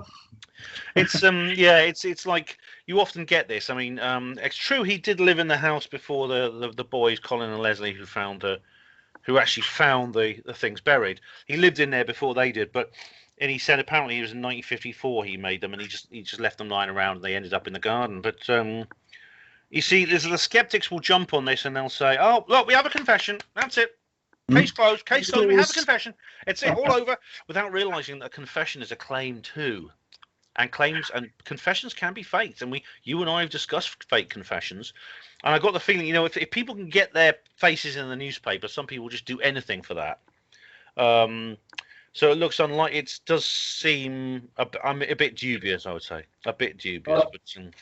Well, people could easily reignite if they wanted fame and fortune, right? I mean, fame, especially during the event, you get the fame, then you could get that fame back kind of 30, 40 years later by admitting what you'd done was a hoax, and you'd have the cameras in your face again. Now, what I think of there's the Enfield poltergeist. Them girls had every opportunity to admit what they were doing was a hoax, but they never did. They've never came out and said it didn't happen. So, these conveniently placed confessions are exactly that. They're convenient, aren't they? Yeah, well, you can't win with the skeptics. If you confess, it's not true. If you don't confess, it's not true. I mean, like I said, if Margaret, the girl at the centre of the Enfield poltergeist, she's now come back into the public eye, and she maintains her story.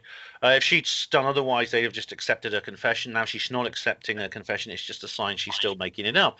I've seen debates with her, with Deborah Hyde. It was hilarious.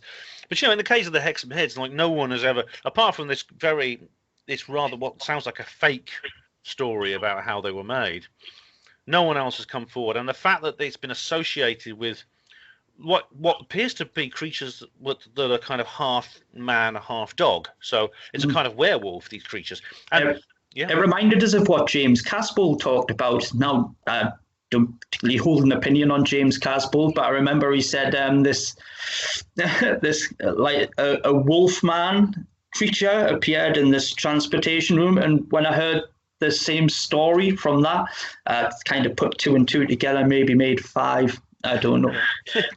It's like the as soon as they dug these heads up, the family were haunted essentially by, they would actually see a strange upright canine creature that looked rather human-like, with a human-like body but very hairy, wandering around the house. It's like a kind of werewolf-like creature wandering around their house. And when Dr. Ross took these heads and put them in her house, now, as you said earlier, she's a level-headed scientist. She has a career. She doesn't want to appear a nutter. She also had encounters with this being, and so much so, as you said, she actually got rid of. I don't know where they went because the heads disappeared, but she did apparently manage to give them to someone else, and now the heads have just vanished. I dare say they'll have ended up in a private collection, like most of these artifacts do.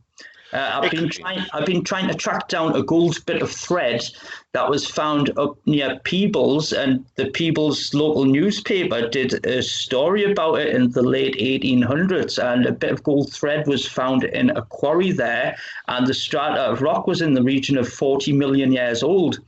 So I'd really like to find that bit of thread and have a look at it. But these are out of place artifacts, aren't they? But these heads are like they're kind of, well, they're obviously like I don't think they're out of place artifacts, but it's weird. Like you bring up it's a interesting aside, but there's all kinds of weird things are found in coal mines. Like gold chains are found in coal mines, and there was even a weird case of a metallic sphere found in South Africa, which is, I think, 1.5 billion years old. It was found in rock strata 1.5 billion. It's obviously artificial. It has it's a perfect sphere. It has like a line of dashes around its circumference. It resembles a cricket ball. We'll have to debate this one another day, because I've got a friend who's got a very good explanation for that. Oh, right, definitely. There's a book by the Hexham Heads, actually. Am I good about the Hexham Heads? Oh, who's it by? It's by Paul Scruton? Screeton. Paul Screeton. I'll have to read that because I'm fascinated by this. After visiting Hexham with Richard, I thought, right, I wonder where the heads are now. And of course, these werewolf-like creatures. I mean, the legend of the werewolf, of course, is something that can transform from. Normally, it's in human form.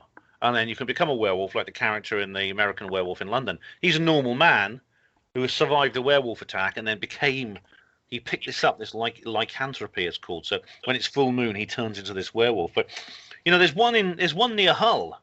When I was actually at the Rawcon, they were talking about this. It's called Old Stinker. And it's been seen at odd times near Hull, at this place near Hull.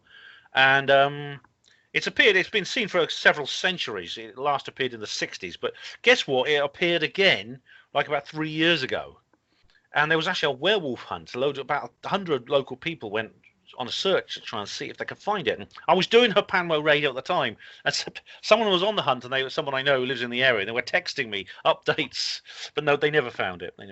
But isn't it weird? I mean, it could be that these heads may have been part of some kind of ritual involving the Druids. And whatever spell they cast affected whoever actually owned those heads afterwards. So possibly people were picking up, when they were picking up these things, they were picking up some highly charged occult forces. Yeah. Unleashing the beast, as it was. Yeah, definitely. So it's kind of it's so scary. But it's having a doctor's opinion, and this is what I try and do with the Truth Seekers Northeast. I try and be that intermediary between science and metaphysics, or physics and metaphysics, as I like to put it, because the two are like an antagonistic divorced couple. On the one won't speak to the other, one won't accept the other, and vice versa. So I'd like to try and play intermediary between the two. I know things like metaphysics is hard to quantify, whether it's measuring, replicating, quantify, and it's very hard to do. But unless they start talking to each other, we're going to go around in the same perpetual scientific cloud and mire that we've been for the last kind of 1,000 years. Yeah. The truth of the matter is there are mysteries, and Richard and I are interested in these things, and they cover everything from, like I say, extraterrestrial life, UFOs. We study ancient mysteries, the past that's been hidden from us, and of course the paranormal, supernatural, and weird artifacts like these weird heads. If they ever turn up, I mean, I don't know. I've got to read this book now. I was so hooked on it. I've got to read the book about the Hexham heads.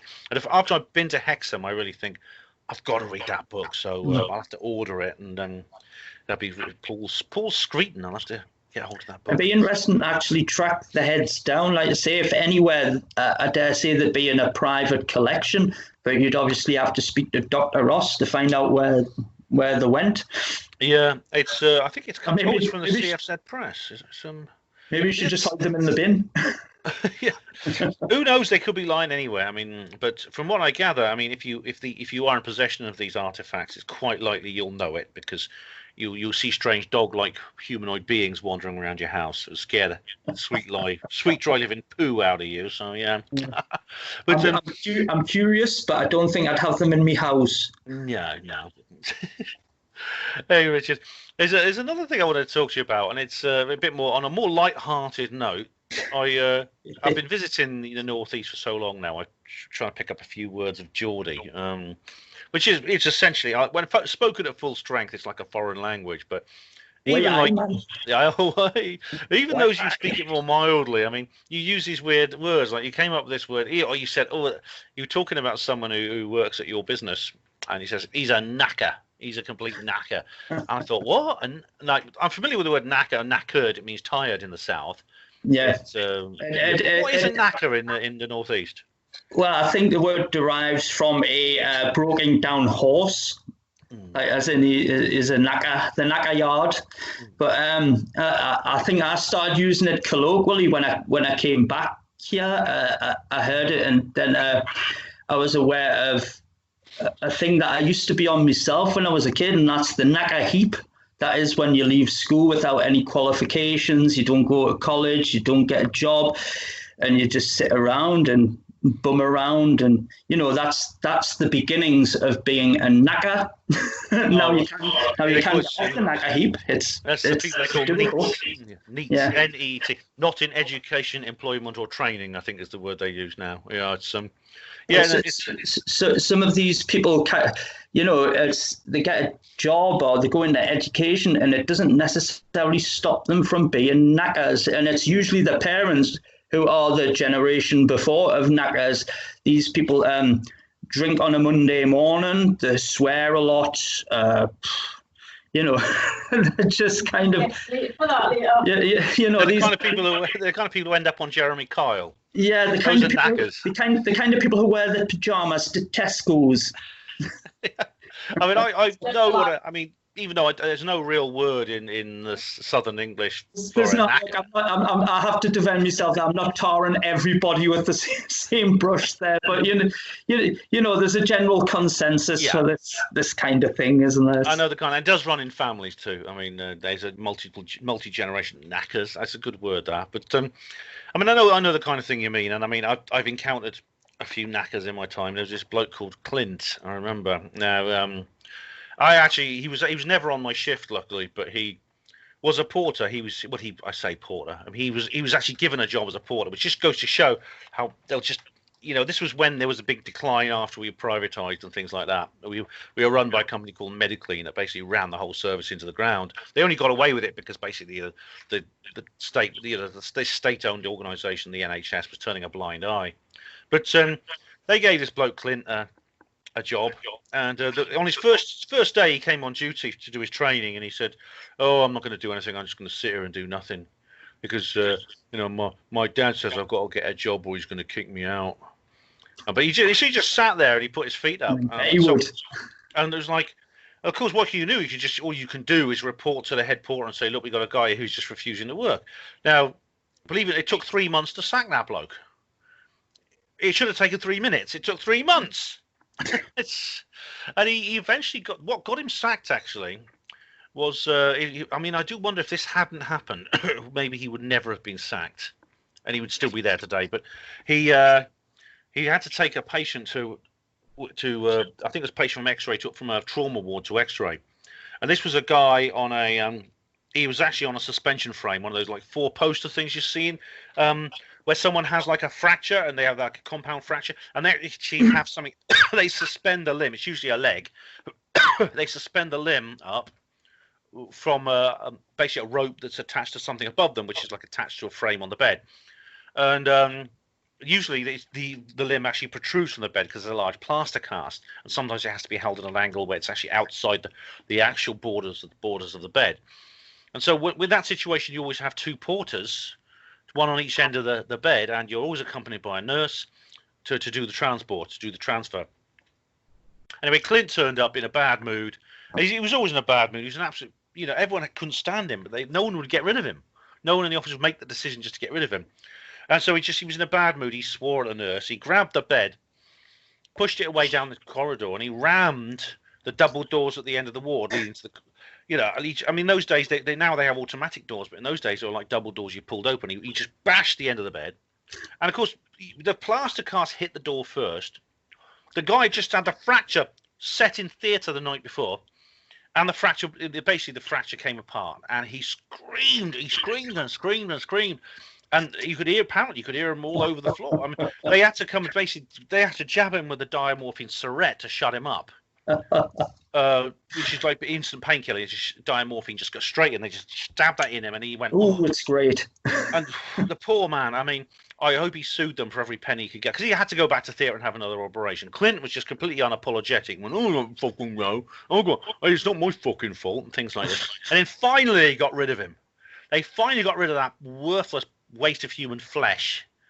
But it's just look how eager they were to get rid of me, a dedicated professional, and look how difficult it was to get rid of Clint. It just shows how bloody stupid. It's basically the NHS must be run by knackers, I think. If they're going to employ knackers like him.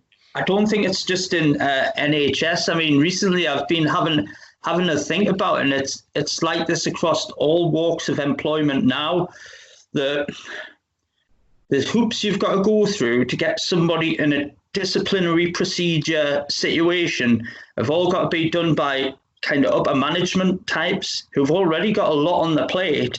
So to get anyone out is usually a lot of work. Now, you don't see these people a hell of a lot anyway. They come around site to site, and like I say, if they've got any disciplinary procedures to do, there's got to be an investigation, a stage 1, a stage 2, and everything. And it seems like a lot of work for them. So I think some of these knackers are kept in employment because of the astronomical amount of work it is for managers to deal with it. It's easier for them to keep their jobs and try and what's the word they use? Man manage. Just work around him. Yeah, we'll individually manage this person, like Clint might have been today. He might have been individually managed. And go, are you okay?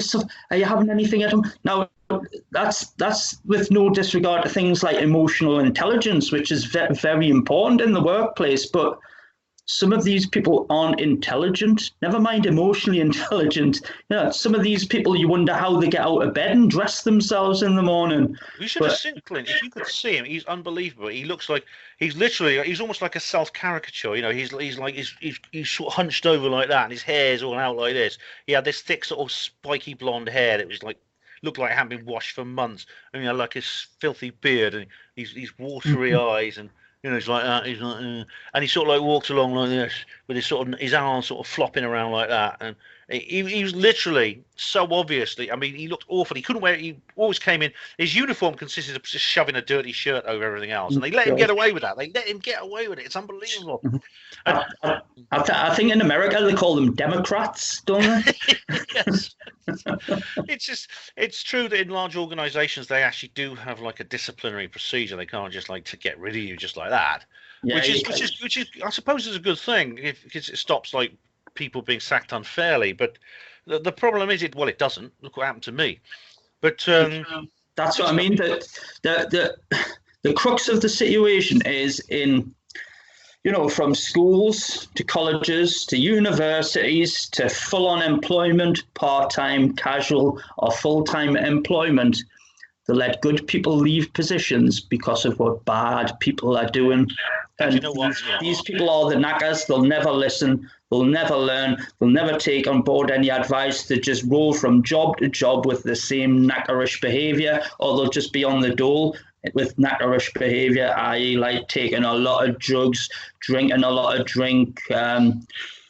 You'll find them on Northumberland Street in Newcastle begging for change. These people aren't homeless. These people have got a place to go, but they won't apply themselves. But they apply themselves in these mad knackerish ways. Hence the term knackers. Yeah, it's frustrating. What's frustrating is like when you're trying to, if you are a dedicated worker and you suppose you're on a departmental section or a shift with these knackers, right? You see them doing what they're doing or not doing what they're doing, getting away with it. No one does anything about it. You're having to work harder because you have these people who aren't doing what they're supposed to. Suppose like on a shift you have like 5 porters per shift plus a senior, and like there's 2 knackers. It means the 3 guys are basically doing the work of 5 people because these knackers are doing nothing. And the senior porter, like, you get very frustrated and say, no, not in 10 minutes now, and things like that. I've heard them say that to these knackers. And nothing ever gets done. And what happens is the people just, it gets to the point where there's a kind of race to the bottom because the guys who would like been working hard, they think, well, hang on, I can get away. If they can get away with it, I can get away with it too. So I'm going to be a lazy bastard. I'm going to pretend I'm a knacker even though I'm not. It has a knock-on effect, yes. Yeah. And before you know, there is a race to the bottom. Everyone's trying to be as lazy and incompetent as they can possibly get away with. It's the ultimate tragedy of the commons. It really is. And but of course, I mean, maybe it's a sign of a corrupt institution. They will get rid of people if when it's for other reasons. For example, the reason they got rid of me. Now I'm the exact opposite of a knacker. I was a dedicated professional. I was a trainer. I knew so much about it. I was really, really proud of what I did.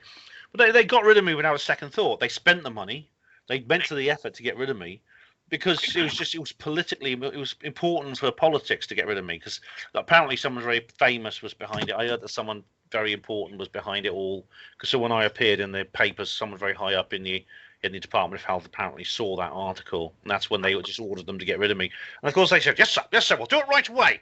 So they got rid of their. There's no false modesty here. I was their most valuable member of the department. I was by far the most valuable member of their department. They got rid of me without a second thought. So they let them. If you're a knacker, you probably, like I say, it's quite an easy life. Like you say, you just drift from one job to another. You be as lazy as you can until you get sacked eventually, or you do something stupid and get sacked like Clint did. Clint probably just shrugged his shoulders and went off to the next job. He probably didn't even think about the man who just injured very, very badly. A man who'd already injured, he injured again. Who probably cost the hospital about probably 20 grand in compensation, which he should have been I don't know, I'd have criminally prosecuted someone, I think. Yeah, he should have been liable for that. Yeah, because we used to be. We used to be liable, and then we had Crown protection. It's Crown protection. Because of all the employment acts and laws that's kind of forced upon employers, as it were, and then you've got like all the diversity stuff that you've got to adhere to as well, which I think's right, but we shouldn't be ticking boxes to say what colour we are and stuff. Yeah. Surely that shouldn't even be in the applications. I mean, the diversity thing, I think, is an abomination. It's essentially just socially engineering everything, which is appalling. I mean, in South Africa, it's caused disasters. And the thing about hospital portering is it's not a problem because it's a low-paid, unglamorous, dirty job. So if only white men do it, that's absolutely fine. The feminists don't mind. It's like they're very keen to have plenty of women as possible on astronaut programs. But these little things like hospital portering, the white guys can get on with that. That's absolutely fine. As it happened, we were a very diverse department. We had many people from all over the world were on the staff. From the Philippines, from Pakistan, from various parts of Africa, from Eastern Europe. A large contingent from Eastern Europe were on the portering. And we actually got on quite well together, so long as for people who were half decent at their job. They didn't have to excel like I did. They just had to have a basic level of competence. And when you're doing something as important as healthcare, whatever your capacity, people's lives depend on you, which is why I miss it less and less every day, Richard, because it's so frustrating having to deal with these just share the lodge with these dead donkeys. They were just counting. They eventually moved on to other jobs, of course. But they would hang around for ages if it was a cushy number. I mean, there's one guy who's still. I said at I think Theo's reunion, I said, "Oh, don't tell me he's still there." And he says, "Yes, he is. Of course, he's still there." This is one of the knackers. They drain the life out of you. They really do. If you're in a good situation, you don't have to interact with them whatsoever. Yeah. This is why I went from. I was luckily I was on an A. I didn't actually join. Well, I was sort of like in my time. I did like a single man shift, which I didn't like in delivery suite. Then I was in theatres where I worked for a large departmental section, but including the rotary shifts. But I was lucky because I was on a rotary shift and I was on with one other guy, but I was on with a knacker at one point, and luckily he was. What they did with this knacker when I was on a rotary shift in theatres, like two of us on each of the shifts. There was a larger contingent who worked just days and a large contingent who worked evenings. There was like an alternating shift between days and evenings. I was on the rotary, so I did early, late, and nights. What they did with this knacker is what they often do with some knackers who actually do have two brains. Unlike Clint, they actually do have a couple of brain cells. They're just lazy. They're not stupid. They're just lazy. They promoted him. They made him deputy senior porter, and then they made him senior porter. That's what you can do, is you can promote these guys to management. That's another way of getting rid of them. Well, become pen pushers, just leave them in the office. They won't disturb anyone there. Hey, I feel like that's what they did to me. It's honestly, unless they're as thick as Clint, right? They can actually promote them, and they do. But so this guy was promoted, and I got a much better shift partner after that. But then I went an A&E where I was lucky with my shift partners on A&E. They were all good people. I had one of them was a woman, and one of the few women in portering. Anyway, how do we get from Atlantis and ancient civilizations and mysteries and solar flares? There was a segue, I'm sure. I'll find it when I listen back to it. But Richard, it's been good to talk to you, mate. And I'm sorry. Like I say, just in regards to what we're talking before about the Oera Linda book, I haven't finished reading that, so my knowledge on that is sketchy at best. What I'd really like to do is hear from people who have read the book or studied the book or looked into it in a bit more depth than what I have, because what I'm actually interested in is the aspect of Doggerland itself, but the Oera Linda book's just like a little bit of icing on the cake, isn't it? So if anyone's read it, get in touch with us. Well, I'm Cheers. sure we can just discuss this another time, Richard. You know, maybe you can come onto the Herpanlo show and on Herpanlo Radio, and we can do a program all about it. You know, so let me know how you get on. Absolutely. Like I say, my knowledge on it at the minute is sketchy at best, but it's certainly something I'm going to look a lot deeper into. Well, you're looking forward into new things like me. You're exploring new ideas, so that's really, really great, mate. So well done, well done for that. Thanks a lot, buddy. It's been good talking to you. You too. Can I just shout out Truth Seekers Northeast and my good friend Mark Cockin? Yes, indeed, Mark. He's I'm familiar with Mark as well. So, yes, indeed. This video is what we're doing now is a part of my larger video on Truth Seekers Northeast. So, yeah, do come along to their meetings if you get the chance. And thanks very much, Richard. You take care, mate. No, brother. Good to speak to you, mate. See you soon. Bye.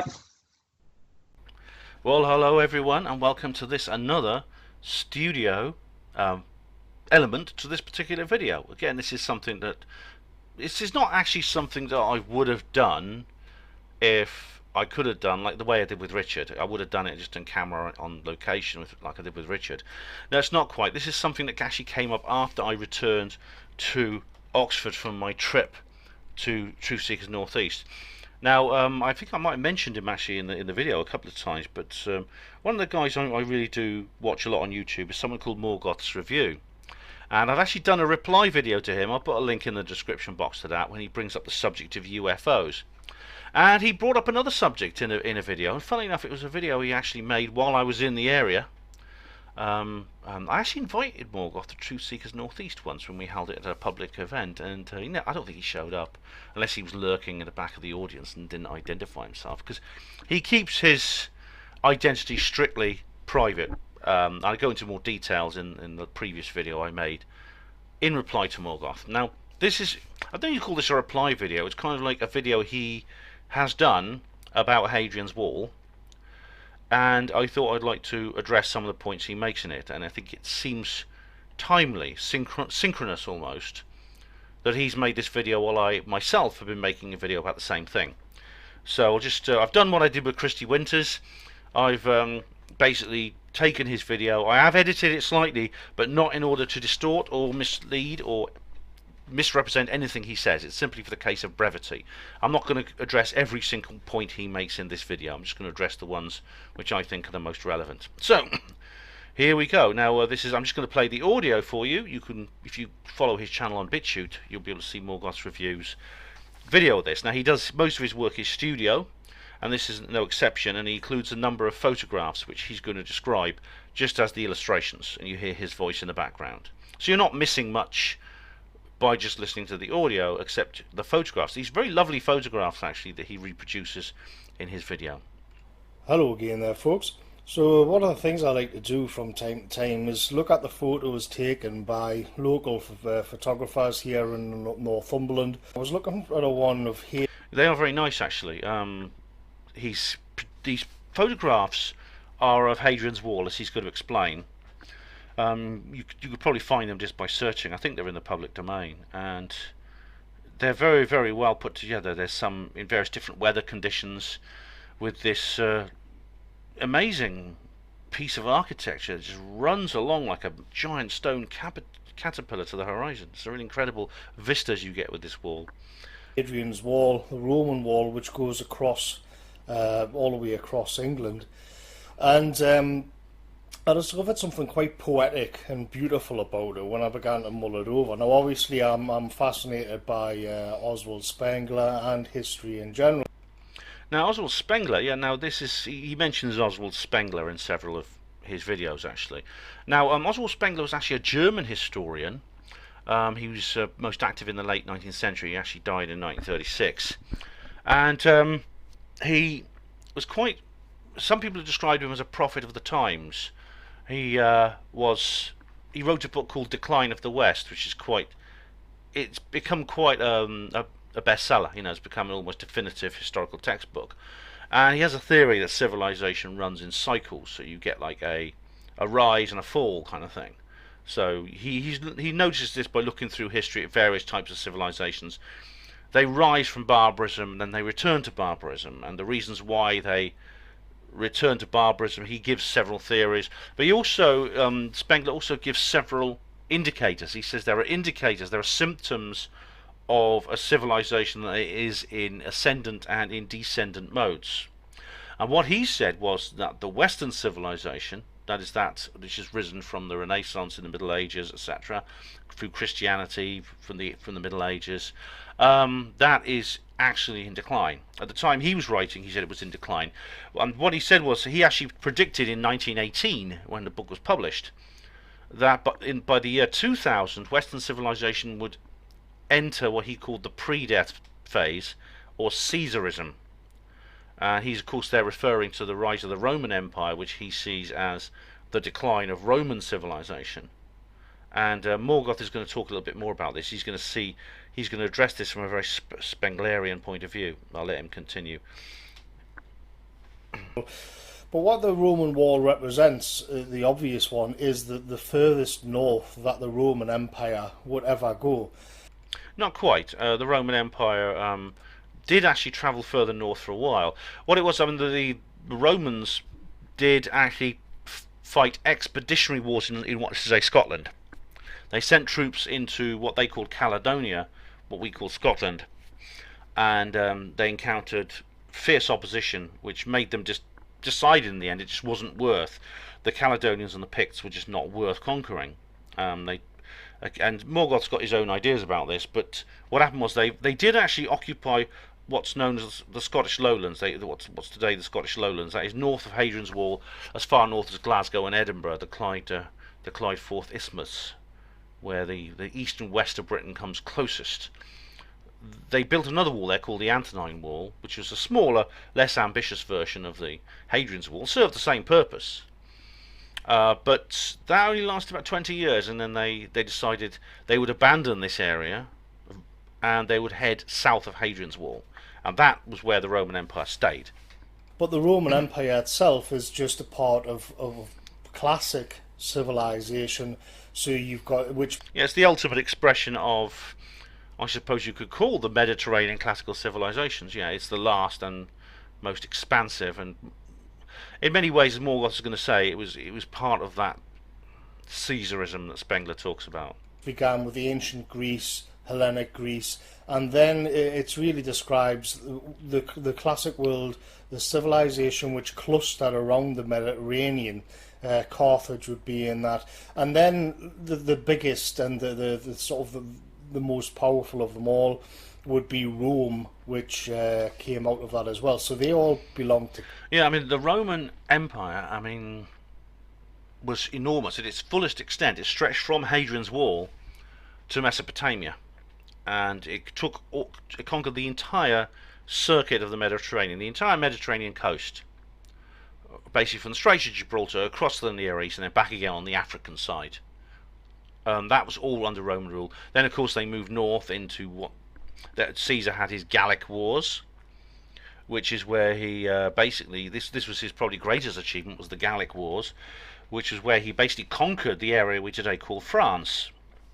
And it's interesting, I mean, the whole, I did an article a couple of years ago called, or was it last year, it was called Was Caesar an Alien?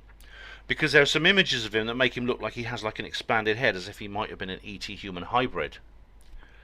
But I won't go into that here in detail. I actually cover it in one of my UFO disclosure videos. But it's interesting that people who reach high levels of office through the ancient world to the modern day often have these kinds of weird features. But the thing about Caesar, Julius Caesar, was when he... There's a very famous scene actually today, to this day, and if in France it's absolutely infamous, and the French, they've never forgotten it. I mean, there's a statue actually to the French leader Vercingetorix, who opposed the Romans in the Gallic Wars and tried to prevent his country being conquered. At the end of when the conquest was complete, Caesar did something which is very typical of the Illuminati. The French leader Vercingetorix, the defeated French leader, was made to kneel in front of, sort of stand in front of Caesar and throw his weapons down at his feet as a symbol of submission. There's no need for this. It was pure theatrics. It was pure vainglory. It was pure gloating. There was no need for it. It served no military purpose. It served no political purpose. It was just there to to make Caesar the Illuminati, the head of the Illuminati civilization, to lord it over, to basically be superior to the pre-Illuminati Gauls, the French culture that existed at that time. So yeah, so I think that says an awful lot. I think this is an element of which I'm going to disagree with Morgoth on this. I've watched this video before, and I know I do. Together, and the Roman wall, Hadrian's wall, was built like actually quite late into the Roman Empire, and in terms of the classic civilization, very late, well into its winter period. And that's true, actually. It's a funny thing, but the Hadrian's wall did not actually appear immediately after the conquest. As I've said in previous videos, the conquest of Britain was long, it was tortuous, it took like 150 years. For a long time, the Fosse Way was the border of the Roman Empire. Do you remember my Walking on the Edge of the World video?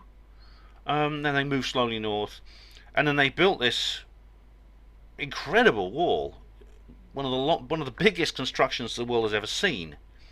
83 miles right across the north of England, across Northumberland to the Solway Firth, and they did it, as I've explained. I explain elsewhere in this particular video, to protect Britannia. They were very frightened of invasion from the north.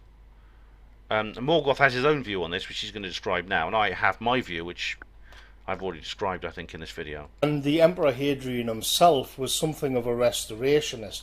So you begin when you've got this kind of spiritual essence and something coming together in ancient Greece, and then you go through these various stages of civilizational development, and you end up with into the winter stage where you get Rome, and then you go into the winter stage when things begin to break down a bit, and you get this second religiosity, as Spengler called it, where you begin to hark back for the old times, and Hadrian was like that. Yeah, I suppose there is something a bit retro about the Roman Empire. I mean, I know what Morgoth means. In fact, there's others, such as John Davis, the Welsh historian. He has described Rome in very much more scathing terms than Morgoth does. He said it was basically a half-baked reproduction of ancient Greece, corrupt and lacking in any of the spiritual depth or emotional depth. It was just simply I think he saw Rome as that very thing. The very Roman thing itself was Caesarian, or Caesarist, whatever they use. But Rome itself was a strange one to compare with Greece, because they weren't as philosophical, they weren't as artistic as the Greeks at all. They instead had this much more pragmatic and practical way. They were much more realist in that way. Yeah, I mean, they weren't completely devoid of sort of philosophical depth. I mean, there was Marcus Aurelius, of course, who was a famous philosopher. He was the Caesar of Rome as well, and so they had their elements of wisdom. But I know what Morgoth means. They don't match the glory of the central classical civilizations, Greece, and that, or even the early ones like Crete and the Minoans. There's something missing. Something went wrong. Something went into decline. Now, I personally believe the decline was kind of like, I'm not a Spenglerian. I think these things don't just happen. They are engineered to happen by the Illuminati. But I'll let I think you know my views on this. I'll describe them again in a minute, but I'll let Morgoth carry on. And it's hard to find anything of more pragmatic than just building a gigantic wall across a whole country. I don't know if he's making a little nudge in the ribs reference to Trump there. I don't know. Of course, the Hadrian's Wall is not the only example of its kind. There was the Great Wall of China, which is even bigger than Hadrian's Wall, and had basically the same purpose, to protect China from the invasion by the Mongols. And indeed, as I described earlier in this video, there was the Berlin Wall, which was smaller than both these examples, but it was unique in the sense that it needed to keep its own people in. I mean, the East German communists, I mean, they didn't see it that way. They saw it. They called it an anti-fascist wall. They said it was basically to protect their Berlin from what they called undenazified Germany. So it's all these things are dependent on your point of view, and of course propaganda always comes into it. But there is something you're making a strong statement if you go to the expense and trouble and energy and use enough resources to build enormous walls. It has to be for a purpose. You don't just do this for nothing. It's not just to look nice. The Romans did it because they didn't want Britannia being invaded from the north. They were very frightened about losing this province, this little province, this part of the island that was theirs, they regarded as their own, was very important to them. Because you find the people to the north, the Picts, the Wild Scots, to be a bit too much to handle. Well, I find Scots a bit too much to handle sometimes, I must admit. But it's yeah. I mean, it obviously was an act of fear. This Illuminati civilization was afraid. It wouldn't have ever admit it, but it was afraid of the power of this pre-Illuminati civilization that lay to the north in what is today Scotland. And as I said, the landscape of the cultural landscape of Britain is still defined by that. We have the division between Scotland and England, which probably emerged out of this division in the Roman times. But that in itself speaks to a sort of late civilizational development where borders and walls are where, in this case, the Romans have said, this is it, this is as far as we go, and then you switch over into a defensive mode. Well, it was defensive in a way. I mean, the purpose of the Roman Empire was basically to spread Illuminati rule further than it had ever been spread before into much of Western Europe. That was its purpose, and of course it had limited success. Future in years to come, the centuries succeeding, there was more success with, say, the Roman Catholic Church, and indeed the other empires during the Middle Ages, and indeed the post-medieval period with the rise of the empires of Britain, France, Holland, Spain, etc. Thing in the West now, but people don't seem to put it into that context. But if you're then in the position of building walls and borders, you're in the defensive mode because you're trying to keep people out, and so you're no longer the civilization that's to be feared. You're trying to protect what you've got. In the glory days of high culture, you are the one which scares everybody else. Everybody else is wary of going into your territory because you've got this fanatical zeal and energy about you. Yeah, the thing about it is, I don't think it's entirely accurate. The Illuminati who controlled the Roman Empire, I don't think for one second they felt that, oh, this is as far as we can go and no further. They knew that their particular vehicle at that time had almost it basically worn out. The wheels were falling off it. They knew, we'll stay here. This is our fallback position for now. And they achieved an awful lot with the Roman Empire from the Illuminati standpoint. They said, this is what we've achieved with Illuminati rule. We will now stop, and we will wait for a few centuries until we have another vehicle we can use. It was. They said the decline didn't just happen. I mean, I think Spengler's wrong in that sense. These things are sabotaged. There's many ways you could sabotage a civilization and bring it down. Economic, cultural, financial. I mean, militarily, physically. You bring it down with disease. In fact, we see this happening in the modern world, don't we?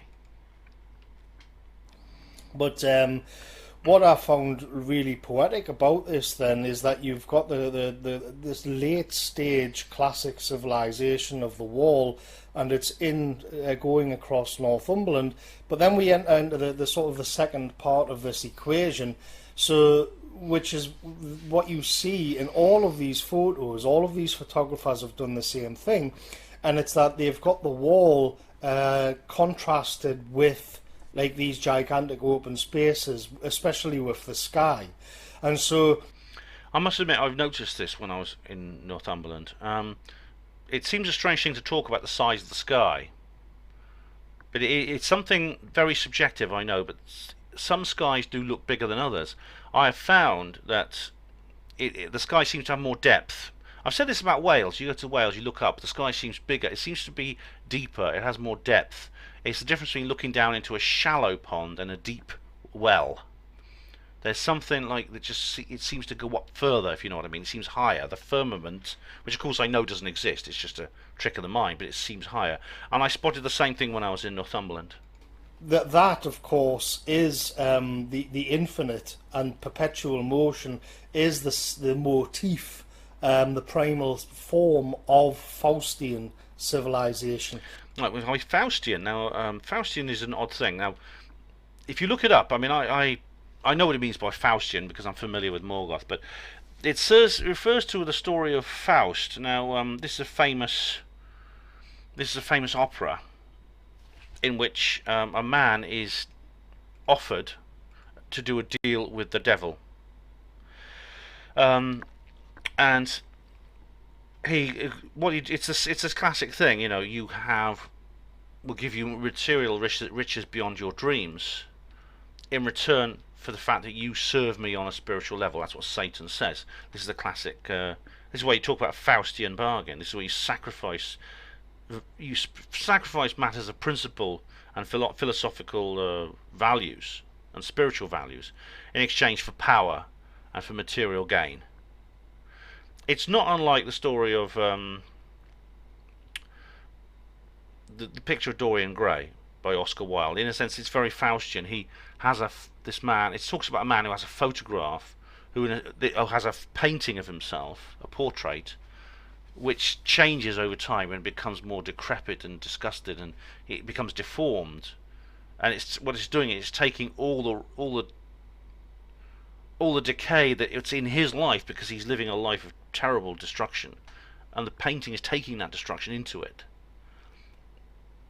And because he has this painting, though, Dorian Gray remains untouched. He doesn't age. He remains youthful, and he doesn't get sick, and he apparently lives forever until the painting is destroyed. Then he dies.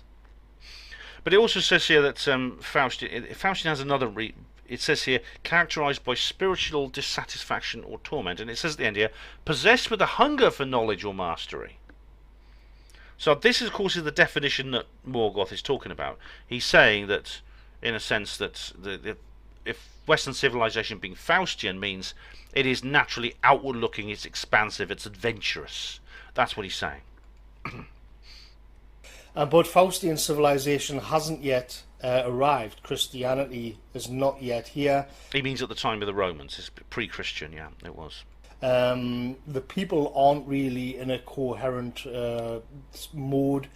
So what you find, though, is that the infinite space, in this case it's in Northumberland, that is there. That's there in embryonic form. And according to these two videos I've seen, Britain BC, Britain AD, they're documentaries.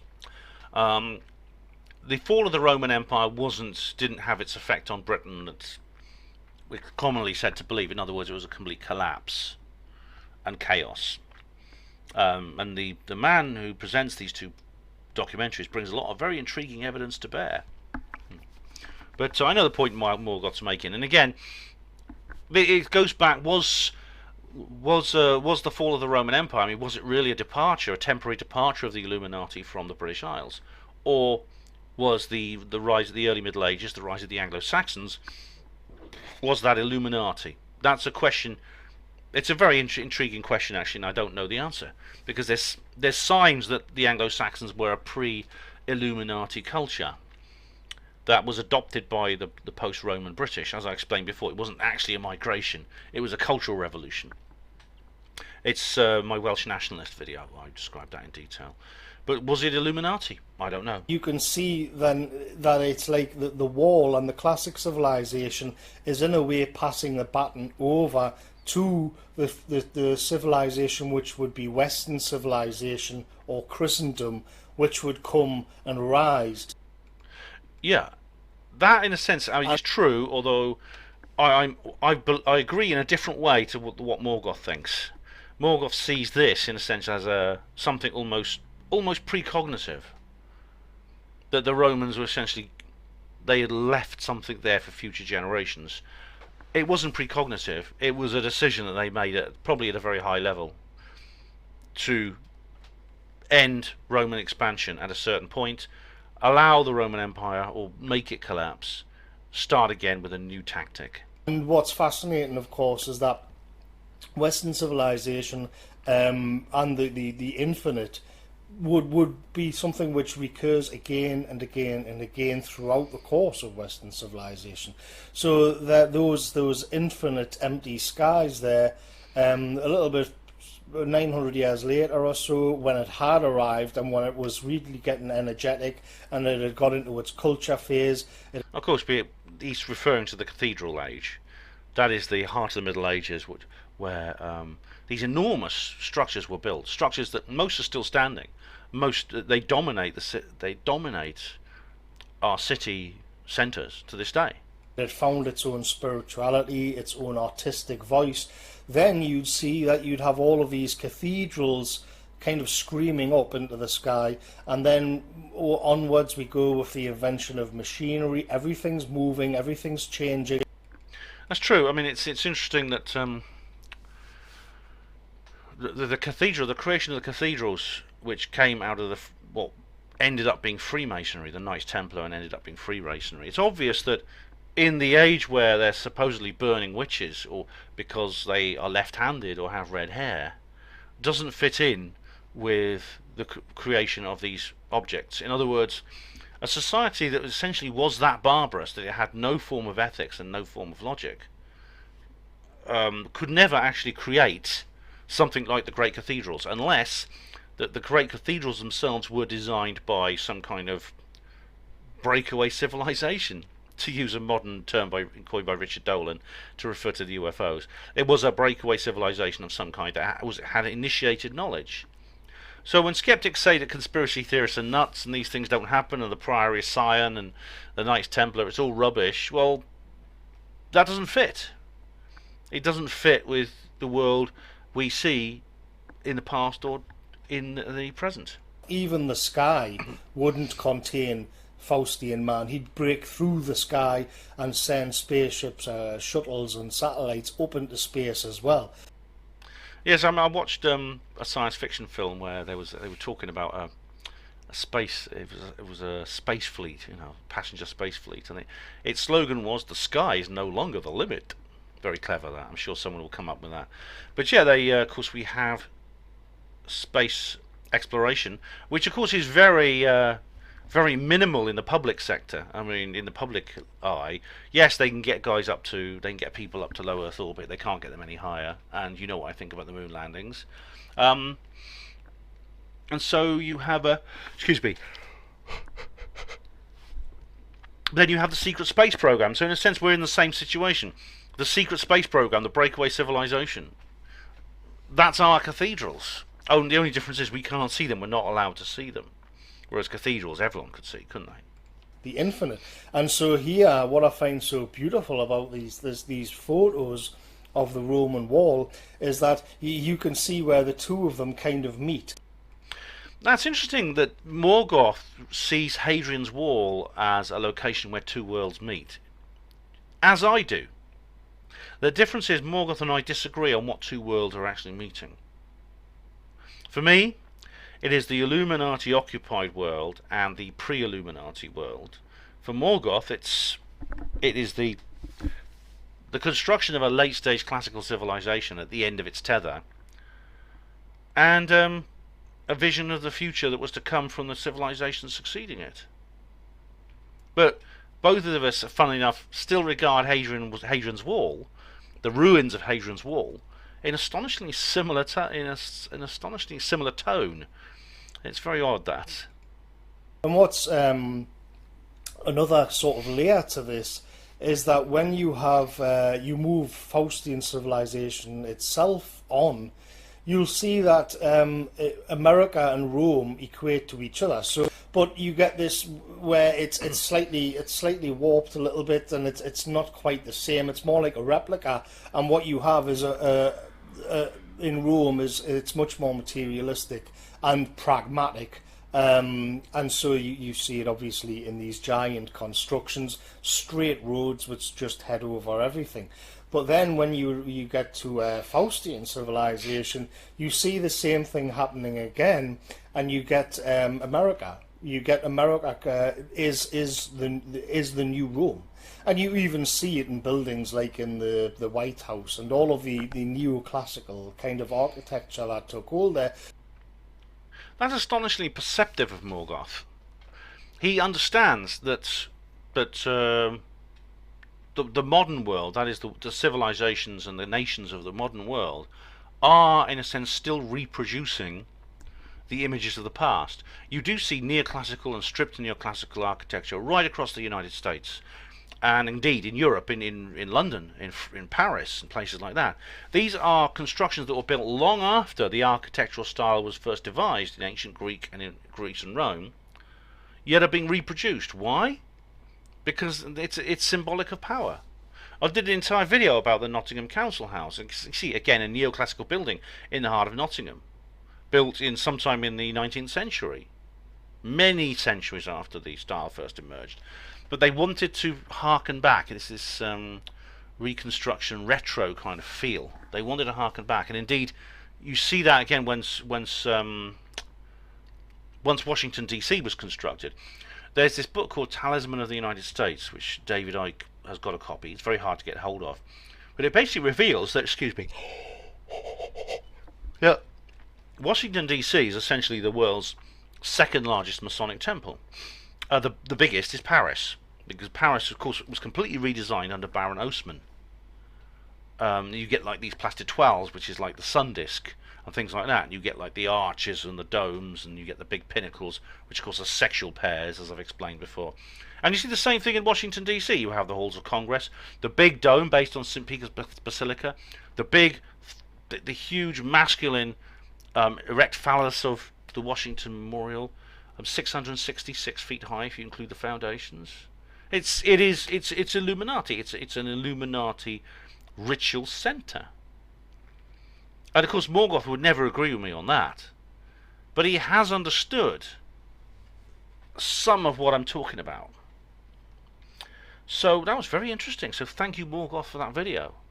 I'm glad I've included it in this particular upload of mine, because it just seems so synchronous that you tackle the same subjects of mine as I do about Hadrian's Wall at the same time, but from very different perspectives. Well, it's Sunday evening. I'm back at the home of Maureen of Truth Seekers Northeast. It's been a wonderful day. I've done an awful lot. I've had a Boudica moment. I've seen the sights. I've just spent a lovely evening with some of the members of Truth Seekers Northeast. We've just been socialising basically. And it's some of the people who were there at the Spirit Board event. It's been really, really an amazing experience, an amazing weekend, and I've loved every minute of it. So, I've got time to go to bed, and then it's back to the normal life. It's kind of like post-pro blues for Truth Seekers Northeast, I think I'm going to get. Anyway, good night. Hospital porters, pride and dignity, stop the New World Order.